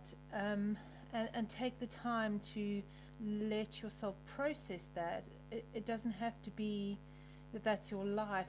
It's just simply something for us to maybe confront. And I was saying to Red Herring earlier that, he was saying that, if we do some of that stuff, we that's how we kind of detach from the beast. Those weren't his words. And he's absolutely right. From our experience, knowing the truth is absolutely important, because then you are able to detach from that reality. But actually, then you have to confront your stuff, because you have all these belief systems and all these programs and all this information that you've now and all these feelings that you've now got to face. But the more you kind of unpick that stuff, the more you clean those wounds out, the better you start to feel, and the less that the outside affects you. So I would say at the moment there are energies there for you to use, rather than life is happening for you, not to you. So be mindful of that, because there are some pretty good energies, but equally they will maybe make people feel a certain way. Yeah. So when and thank you, Andrea. When she says like life is happening to you, not for you, I sometimes think, but we've been lied to so badly. So for me, it's a two-stage process. Sorry, that was the wrong way around. I said life is happening for you, not to you. Right. Yeah, for you to learn from, but. And it's true, life should be like a child learns to step over the step and not trip over it, not touch the fire, and so through experience, and so this should be the journey that we're on. However, we've been lied to, and I think was the comment I had a moment ago, where you could say satanic communist elite BS happening in front of us. We've been lied to, we've been treated, we've been misled so badly. Then how do you ever find your way home unless you first know that you're lost? And so that's part of the work. For me, it's like there's two parts to it. Is one, people need to know that they're lost. And the ego doesn't want to hear that. But more and more people are maybe coming to that, as evidenced by that show I mentioned earlier on that Tommy Flatfellow was on the other day. But two, once you know that, then it's like, okay, so I'm lost. I'm in the woods. I'm in a maze. How the frick do I get out? Well, if you go this way, you'll find the flat earth, and you can spend the rest of your life there if you like. Well, I'm not satisfied with that anymore. And I'm going to be agitating to encourage people to think, okay, there's a whole map of the way out here, and a few little stalls you can stop at along the way. But I want to bring people much more quickly through to the who you are, who we are, what it means for you in your life, because it helps to Dave Zoom Truth. Seriously, I know that I've been feeling a little bit down these last days and stuff, and of course, we don't have a home, and there are, life's not perfect, but actually, I feel more and more like joyous, Yeah, excited as I go through this, because I'm not playing their game. I'm not fixating on the Trump that didn't happen, the Q, the this, the that.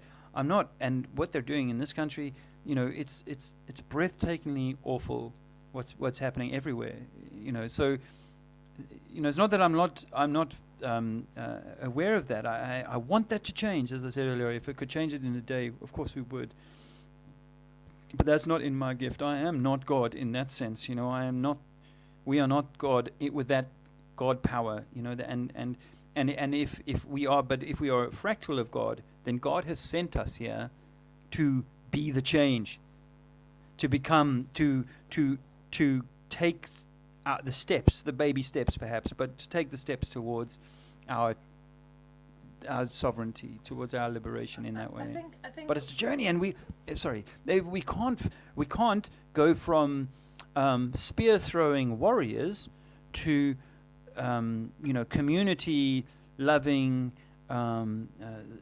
divine beings in one day. It takes a time to move people from one state to another. And you, my friend, and others of you who are so powerful, so useful in what you've done so far, really, I'm encouraging you to think beyond the stuff that we're stuck on at the moment, because this little flat earth is a pool, because it's so frustrating. Dave, you and many people have done so much work. And did it get mentioned today? No.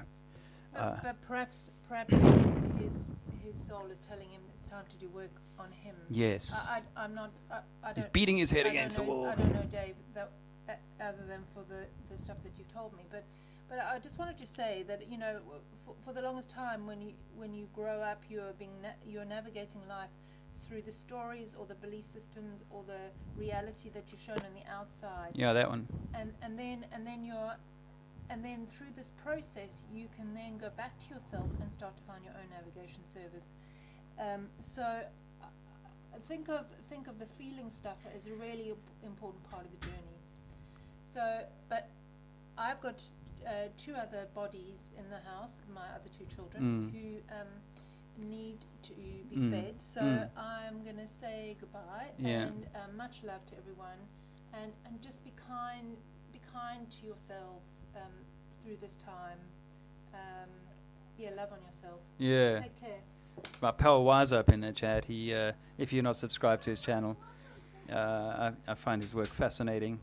I actually fired old Alex Michael, the Flat Earth music guy, the music guru, an email the other day to see if he wanted to do a chat with me, because we hung out a little bit in Spain on the Globalite tour year before last, and also Stellium 7, because I find his work on the rock formations also fascinating.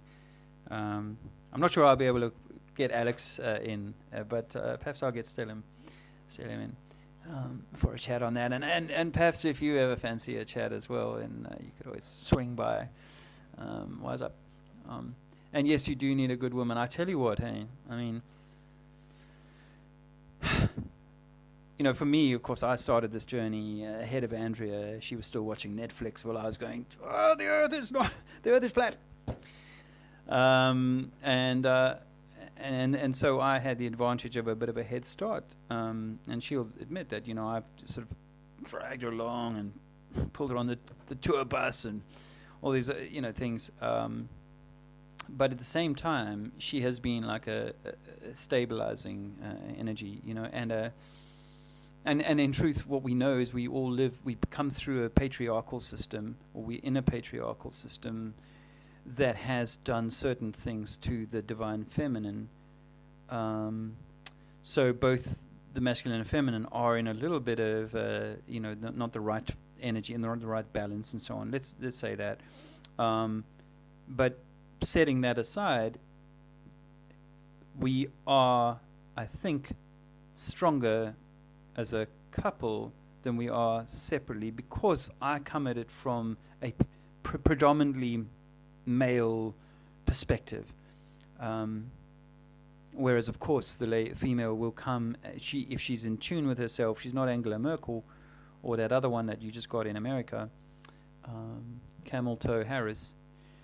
If you're a real women is going to be that kind of softer side to us men, going bah, bah, bah, bah, bah, left brain, left brain, left brain, bash the doors down, versus something, you know, that kind of helps. And I credit Andrea with helping push me through, because, you know, even in the early days with 9/11, it's like, oh, can't you just like move on from this, you know, let it go. And then flat Earth, and I can't let it go. The truth is, we don't live on a spinning ball, and aluminium planes do not bring steel buildings to the ground. But what does it really mean? You know, because all of these groups are simply just reasons to call names at us or call names at other people. And I know that in my first, why I kind of stepped away a little bit after 2016 was I was just in angry arguments with people all the time. And if I wasn't on the chat room or Facebook, I was thinking about some of the arguments, or I was framing arguments, and actually in a way that was probably really good for me. I felt like I was honing certain things. Of course, I forgot a lot of that stuff, and then Alexander came along in 2017, so, you know, that was my focus for a while. But, you know, these things are absolutely important. As I said, there's two parts to it. One, you've been taken down the wrong path. You don't know it. And two, well, you're something far more special, and you're meant to be returning to that, not getting lost in all the bullshit that they've laid out in front of you. Hey, Martin. Yeah, so I'm going to say 3 hours of streaming. Is it 3 hours? Wow. Okay. Well, I am going to say it's been fantastic talking to you. It's a bit weird talking to myself in a way. So I don't know how much of this I want to do. I'd prefer to be having a conversation with someone. But I do want to get the stuff off my chest. I do want to share the stuff. I do want to inspire other people to think a little bit more broadly in terms of how we view what we know about flat Earth. Go and check out FPV, Angel, or APM Research, their work. You know, I have found that really, it really matches with a lot of the stuff that I was saying. As you may have seen, I put an old video from a couple of years ago. I put that up, and I was already then, you know, clear that this was something electromagnetic, and I was not convinced that the sun was traveling around us in a 360 spiral every day. I don't know the answers, but I'm just not willing to press that as that's how it works. I'd rather say, I don't know, what I observe is this, I have some theories about how it might work, but the moment I go into those theories, people start picking them apart and wanting to straw man it. And I think this is a bit of a trap. It shouldn't be the flat Earth movement. It should be, you do not live on a ball movement. You do not live on a spinning rock. Rocks do not float movement. But even then, it's like, okay, why? Why would they lie? Oh, money, control, oil, Rothschilds, devil, whatever. Why? Because they want to keep you in one state of three, the lower third, the fallen angel. They want you in the lower third. Below the heart, heart being the fourth, the center, Earth, they want you in the hell. They want you in Hades. They want you down below. And in the system of the Earth, this Earth, on the macro scale, is the fourth chakra. There's 3 into the red down below, and there's 3 primary ones up to the corona, the crown. They definitely don't want you having that. So what do you think? It's all a scam to keep you from yourself. That's really why they do it. They've got you lost, and you don't know who you are. I don't mean you. I mean us, we, humanity. So that's that. And I'll do some more, and I'll look forward to that. And if for those friends of mine for whom some of these conversations have been, let's say, a source of comfort.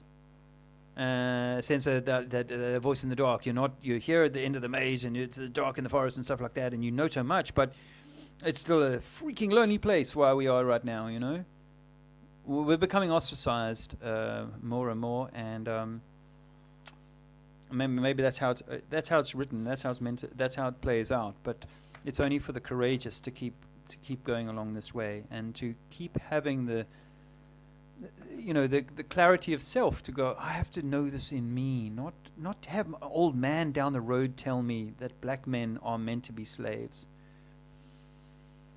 I never believed him. I never felt comfortable with his interpretation of, I think it was the Bible. It doesn't matter. It's all interpretations of a similar thing.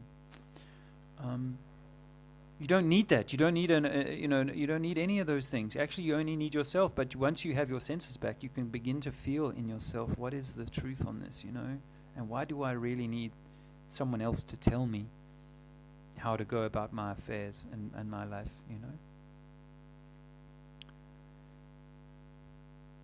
When you join a community, they may say, oh, in this community we prefer to wear clothes like this or do things like that or whatever. Then that's a choice that people can make. But in 2 generations' time, those children or the grandchildren of those people will be like, you have no choice.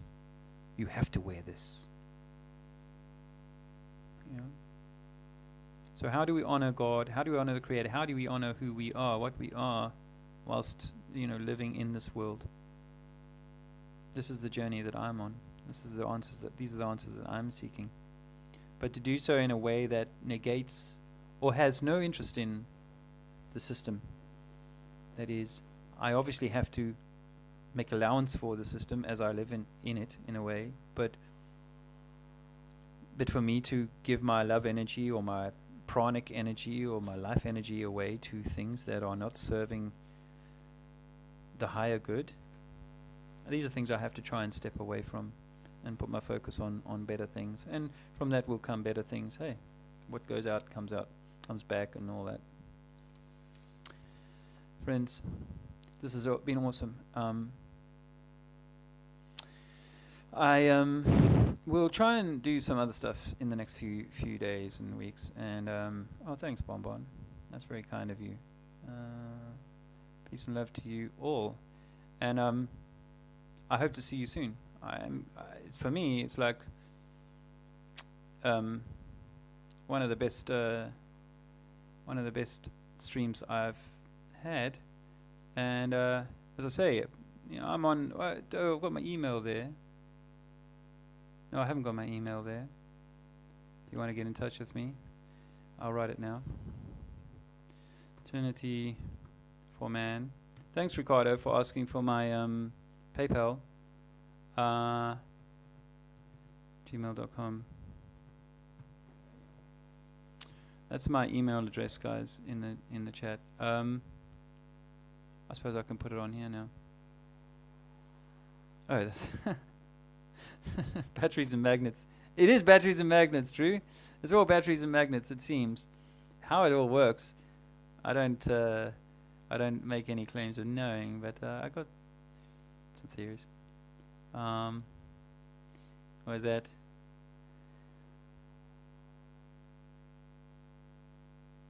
We need to go within now.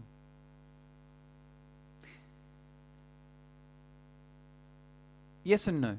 Can I just answer that question? Yes and no. You're a very, very smart researcher. I have a lot of respect for you. But here's the thing, like, one of the things that we're frightened is that we've run out of time.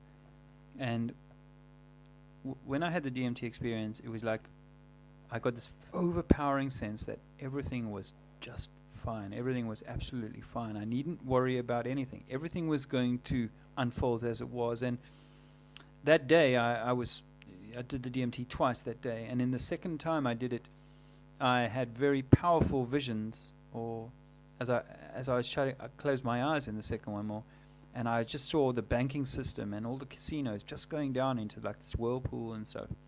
Does that happen 5 years, 50 years, 500 years? Don't know. But if you remember, or if you know, as you do, I think, that we are eternal. We are eternal. We are infinite. We're not 13.7 billion years. We are infinite. And in infinity, you have an endless number of turns or opportunities or time to work it out. So whilst I would agree with you in essence to say I would want for people to work it out now, I also think we shouldn't be doing it out of fear that if we don't do it now, we're going to miss some boat and we're going to be poked at the end. I don't think it's like that. I don't think my preference is that it isn't like, oh, you didn't do enough good work in your life, because that's what they tell you at Catholicism. You didn't do enough good work in your life, so you're screwed. Going to hell, you're going to spend eternity waiting for the second coming or something, I don't know, before you're going to get out of the burning pit. Well, I don't think that's true. I think the burning pit is probably here on earth, and that the more we fuck it up, excuse my language, but the more we are fucking it up, the more we do that, then the more it is like hell. So in that sense, yes, I'm in also a bit of a rush to go, let's stop living in hell. But I don't want to do it because I feel the thread of the time clock. And, you know, it's like in your own time, brother. It's like in your own time, your family or your loved ones or dude down the road, they will come to it in their own time, as we do with all these things. Hey, some people struggle to see a bit more. So they will come to it in their own time, and I feel like whatever time that is, that's perhaps God's time, not for me to decide. And if it's 100 lifetimes from now, I hope I'm not having to like be the racist Scottish dude when I come back. I was thinking about the coming back thing today. You want to hear something funny? I had so you know how there's this thing about how, you know, like guys are often not all guys, but guys are often found, you know, holding their sausage, right? Their, you know, in their hand, or hands down the pants, playing with it. And we see it a little bit with Alexander, you know. He'll have a little rub around of it, you know, rummage around the old trunk down there, and that's quite normal. But if reincarnation was to occur, and you don't get to choose what body you come back in or what color you come back or any of those things, but I started to wonder whether those blokes those boys who are often found with their hands in their trousers in classroom or whatever, just having a little rummage, whether they weren't girls in the previous life, and they're like at the deeper level, like, oh shit, I've got one of my own to play with now, you know. Anyway, a little bit of humor just to end it off. Yeah. Please look at my friend playing permaculture stuff. It's you know, he's got some good stuff, and I think permaculture is an important thing. Thanks, Swedish Rocky. You're very kind, by the way. Thanks very much. Yeah, we obviously are still in, you know, the need for some help, but I'm not in the desperate straits that I was some time ago, thanks to a couple of kind donations. Actually, a few names are slipping away. Robert sent us some money the other day, and Richard sent us some money, and this guy who's a military veteran, and his name, that's embarrassing. I'm sorry. He's a Marine from the US, and sent me like $150 the other day as well. And so right now I'm able to put food on the table without too much concern, and we're not having to pay rent for the time being while we're borrowing this space. So, but I am, you know, going forward, I know that there's work to be done. But, you know, when people are able to and they're willing to, people have been very generous, very kind, and, you know, the last year would not have been possible. And the depths of despair that I have traveled have been assuaged at times with the smallest donation, 20, 10, 40 quid, you know, and all of a sudden, wow, we can go to the shop. Wow, we can pay for a night of accommodation.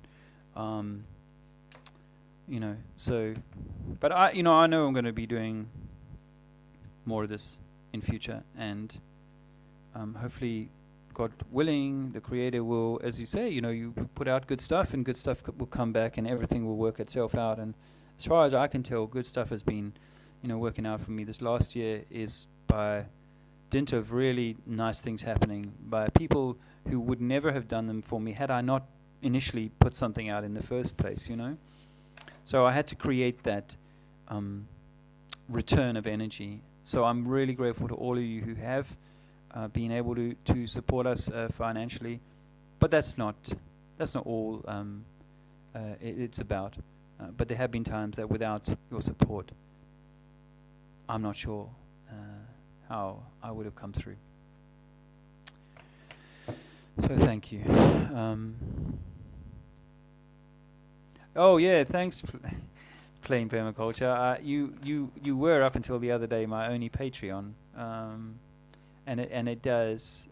In fact, I think we'd probably had 5 or 6 payments go in. We hadn't looked at the Patreon for a while, and we were in Portugal, and I'm like, well, you got no money.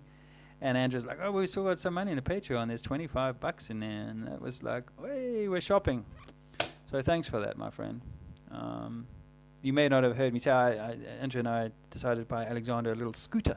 Cost me $30 or cost you $30. And he's really loving it.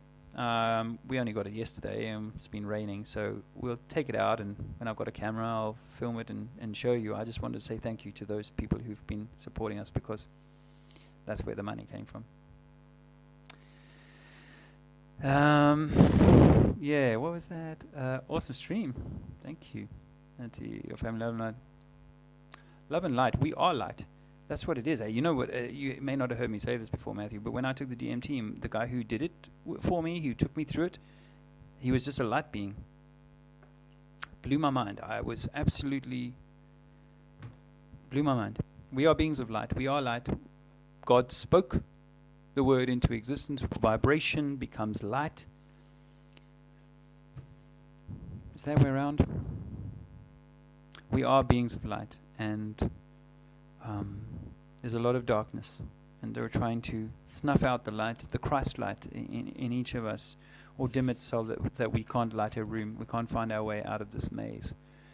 And I think that together with the right frame of mind, with the not wanting to attack people for their beliefs, merely to say, call out beliefs at their root and say, hey, that's not what we are.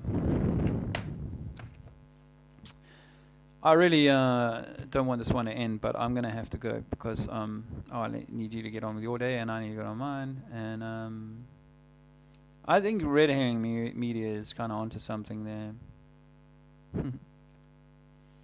I want to become more nomadic, travel light, downsize. Yeah. I think we were meant to travel, by the way. I think we were meant to travel this earth. This is our earth. You were not meant to be put in a cell called the United States, or London, England, or whatever. You were not meant to be put in a cell. When you are a tourist, and when you go into other parts of the world, they call you a tourist. There was another tour word I wanted to bring to your attention. I'm going to write it here so you see it. So you see it when I say it. Let me just equals. What do you think of that? I'll put it on the screen. You see? Creatorus. Tell me you're not that. You are a Taurus of creation. Are you not a creator? I'm not saying you are the creator. Let's not ever, if you hear me say a certain thing, you think, oh, fuck, he thinks he's like God, No, I think I'm a fractal of the Creator. I think I'm an emissary of the Creator. But I would never assume to be all. Yeah? So, this thing that you see in front of your screen is, I think, 1/3 of all.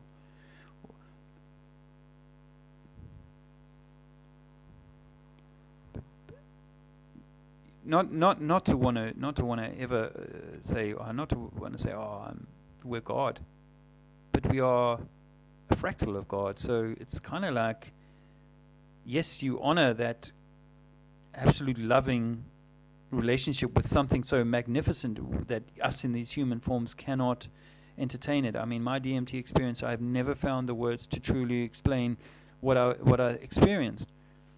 So it was of a magnitude that is beyond anything that those clowns here, these people here, it's beyond anything. And much respect to the fallen. I'm not dishonoring that, but you know, there's nothing here on this earth that has dominion over you, and there's nothing here on this earth that has dominion over God, but God, the Creator, the All itself. So you are a Taurus field. You are a creator. Yeah. I think that's that is just. I mean, there's a conversation going on here, which is interesting because nomad can be okay, but you rely on existing natural systems to be intact and abundant where you travel, which isn't often the case. The network of others. Now, that's absolutely right. You know, when the pilgrims were doing their thing in the day, the world was set up for that. Now you walk through Portugal, you would die unless you can live on olives. You know, olive trees in Portugal, you know, they got this lie about where all the trees went, but there's no old trees in Portugal really, the original forest and so on, and it's mostly just olives. You know, it's meant to be oranges, apples, and you know, you're meant to be able to live off the land, but that's been robbed from us. And so for me, my little experience of going onto the land was a real reminder that if you're going to get into permaculture, you do need to make it your land work for you and be self-sufficient. You do need a few years of kind of upfunding to get you to that point where the land becomes rich again, because our land has been robbed of all of its natural richness, you know, the abundance that was once there. So, crest Taurus. Yeah, and the other one, that the other one, which is, you know, you got your torso, which is obviously Taurus, so that's a very important Taurus. I have yet to, I can't remember if I had worked this one out before, but there may well be a third, because for me, in my view, this again, the double Taurus is what they will show you in the magnetic thing, but there is this third. For me, it's like you got two nuts and a nut sack, right? So you need the sack, you need the awl to hold the nuts, keep them safe, cold, warm, whatever, you know. And I think that's how nature works, you know, in these threes. And so, you know, that's where we're at. Hey Dave, you're late. I guess you've been working the other pomegranates. Yeah, no, there is. I mean, you know, you. I'm not saying you don't get land on like that, but I mean, if you look around, you know, that'll be on somebody else's property. It's not like just in the forests. There's these trees, you know. They should be. Anyway, it's been fun. But I'm gonna say goodbye, and maybe I'll play you out with a little bit of razzmatazz from our friends in America. I need to go over here and give them a little bit of volume. You can't hear this, can you? Can you hear that?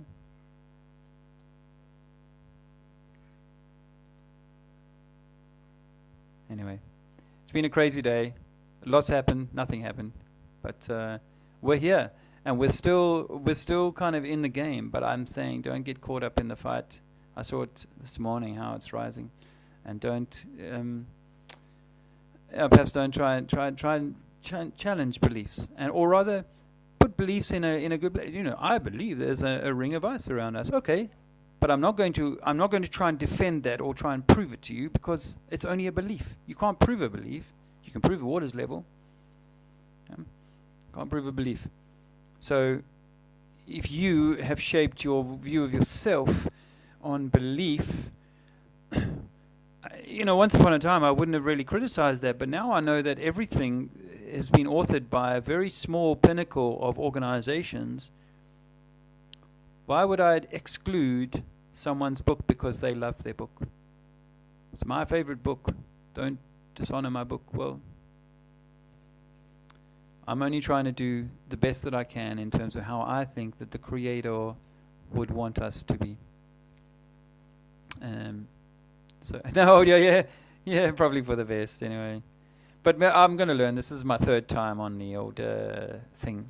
Third time. I did an interview with Robin Lifton a little while ago. He asked me to. He's having some difficulties. I think his employer, I hope he doesn't mind me saying this, is unhappy with. Well, he was in the press for various things. Recently, just trying to do his part, like any decent man should. But he didn't want perhaps to for that to be found, our interview to be found, and to maybe exacerbate his personal situations there. So I pulled that one down, and perhaps when things cool down, I'll put that one back up again. But I'll look forward to seeing you guys again soon. And again, I thank you all so much for coming by, and if you can throw something in the tin, thanks. If not, hey, it's all love. I'm. It looks like this looks like one of those actors again. Isn't that Bruce Willis? Anyway, on that note, much love.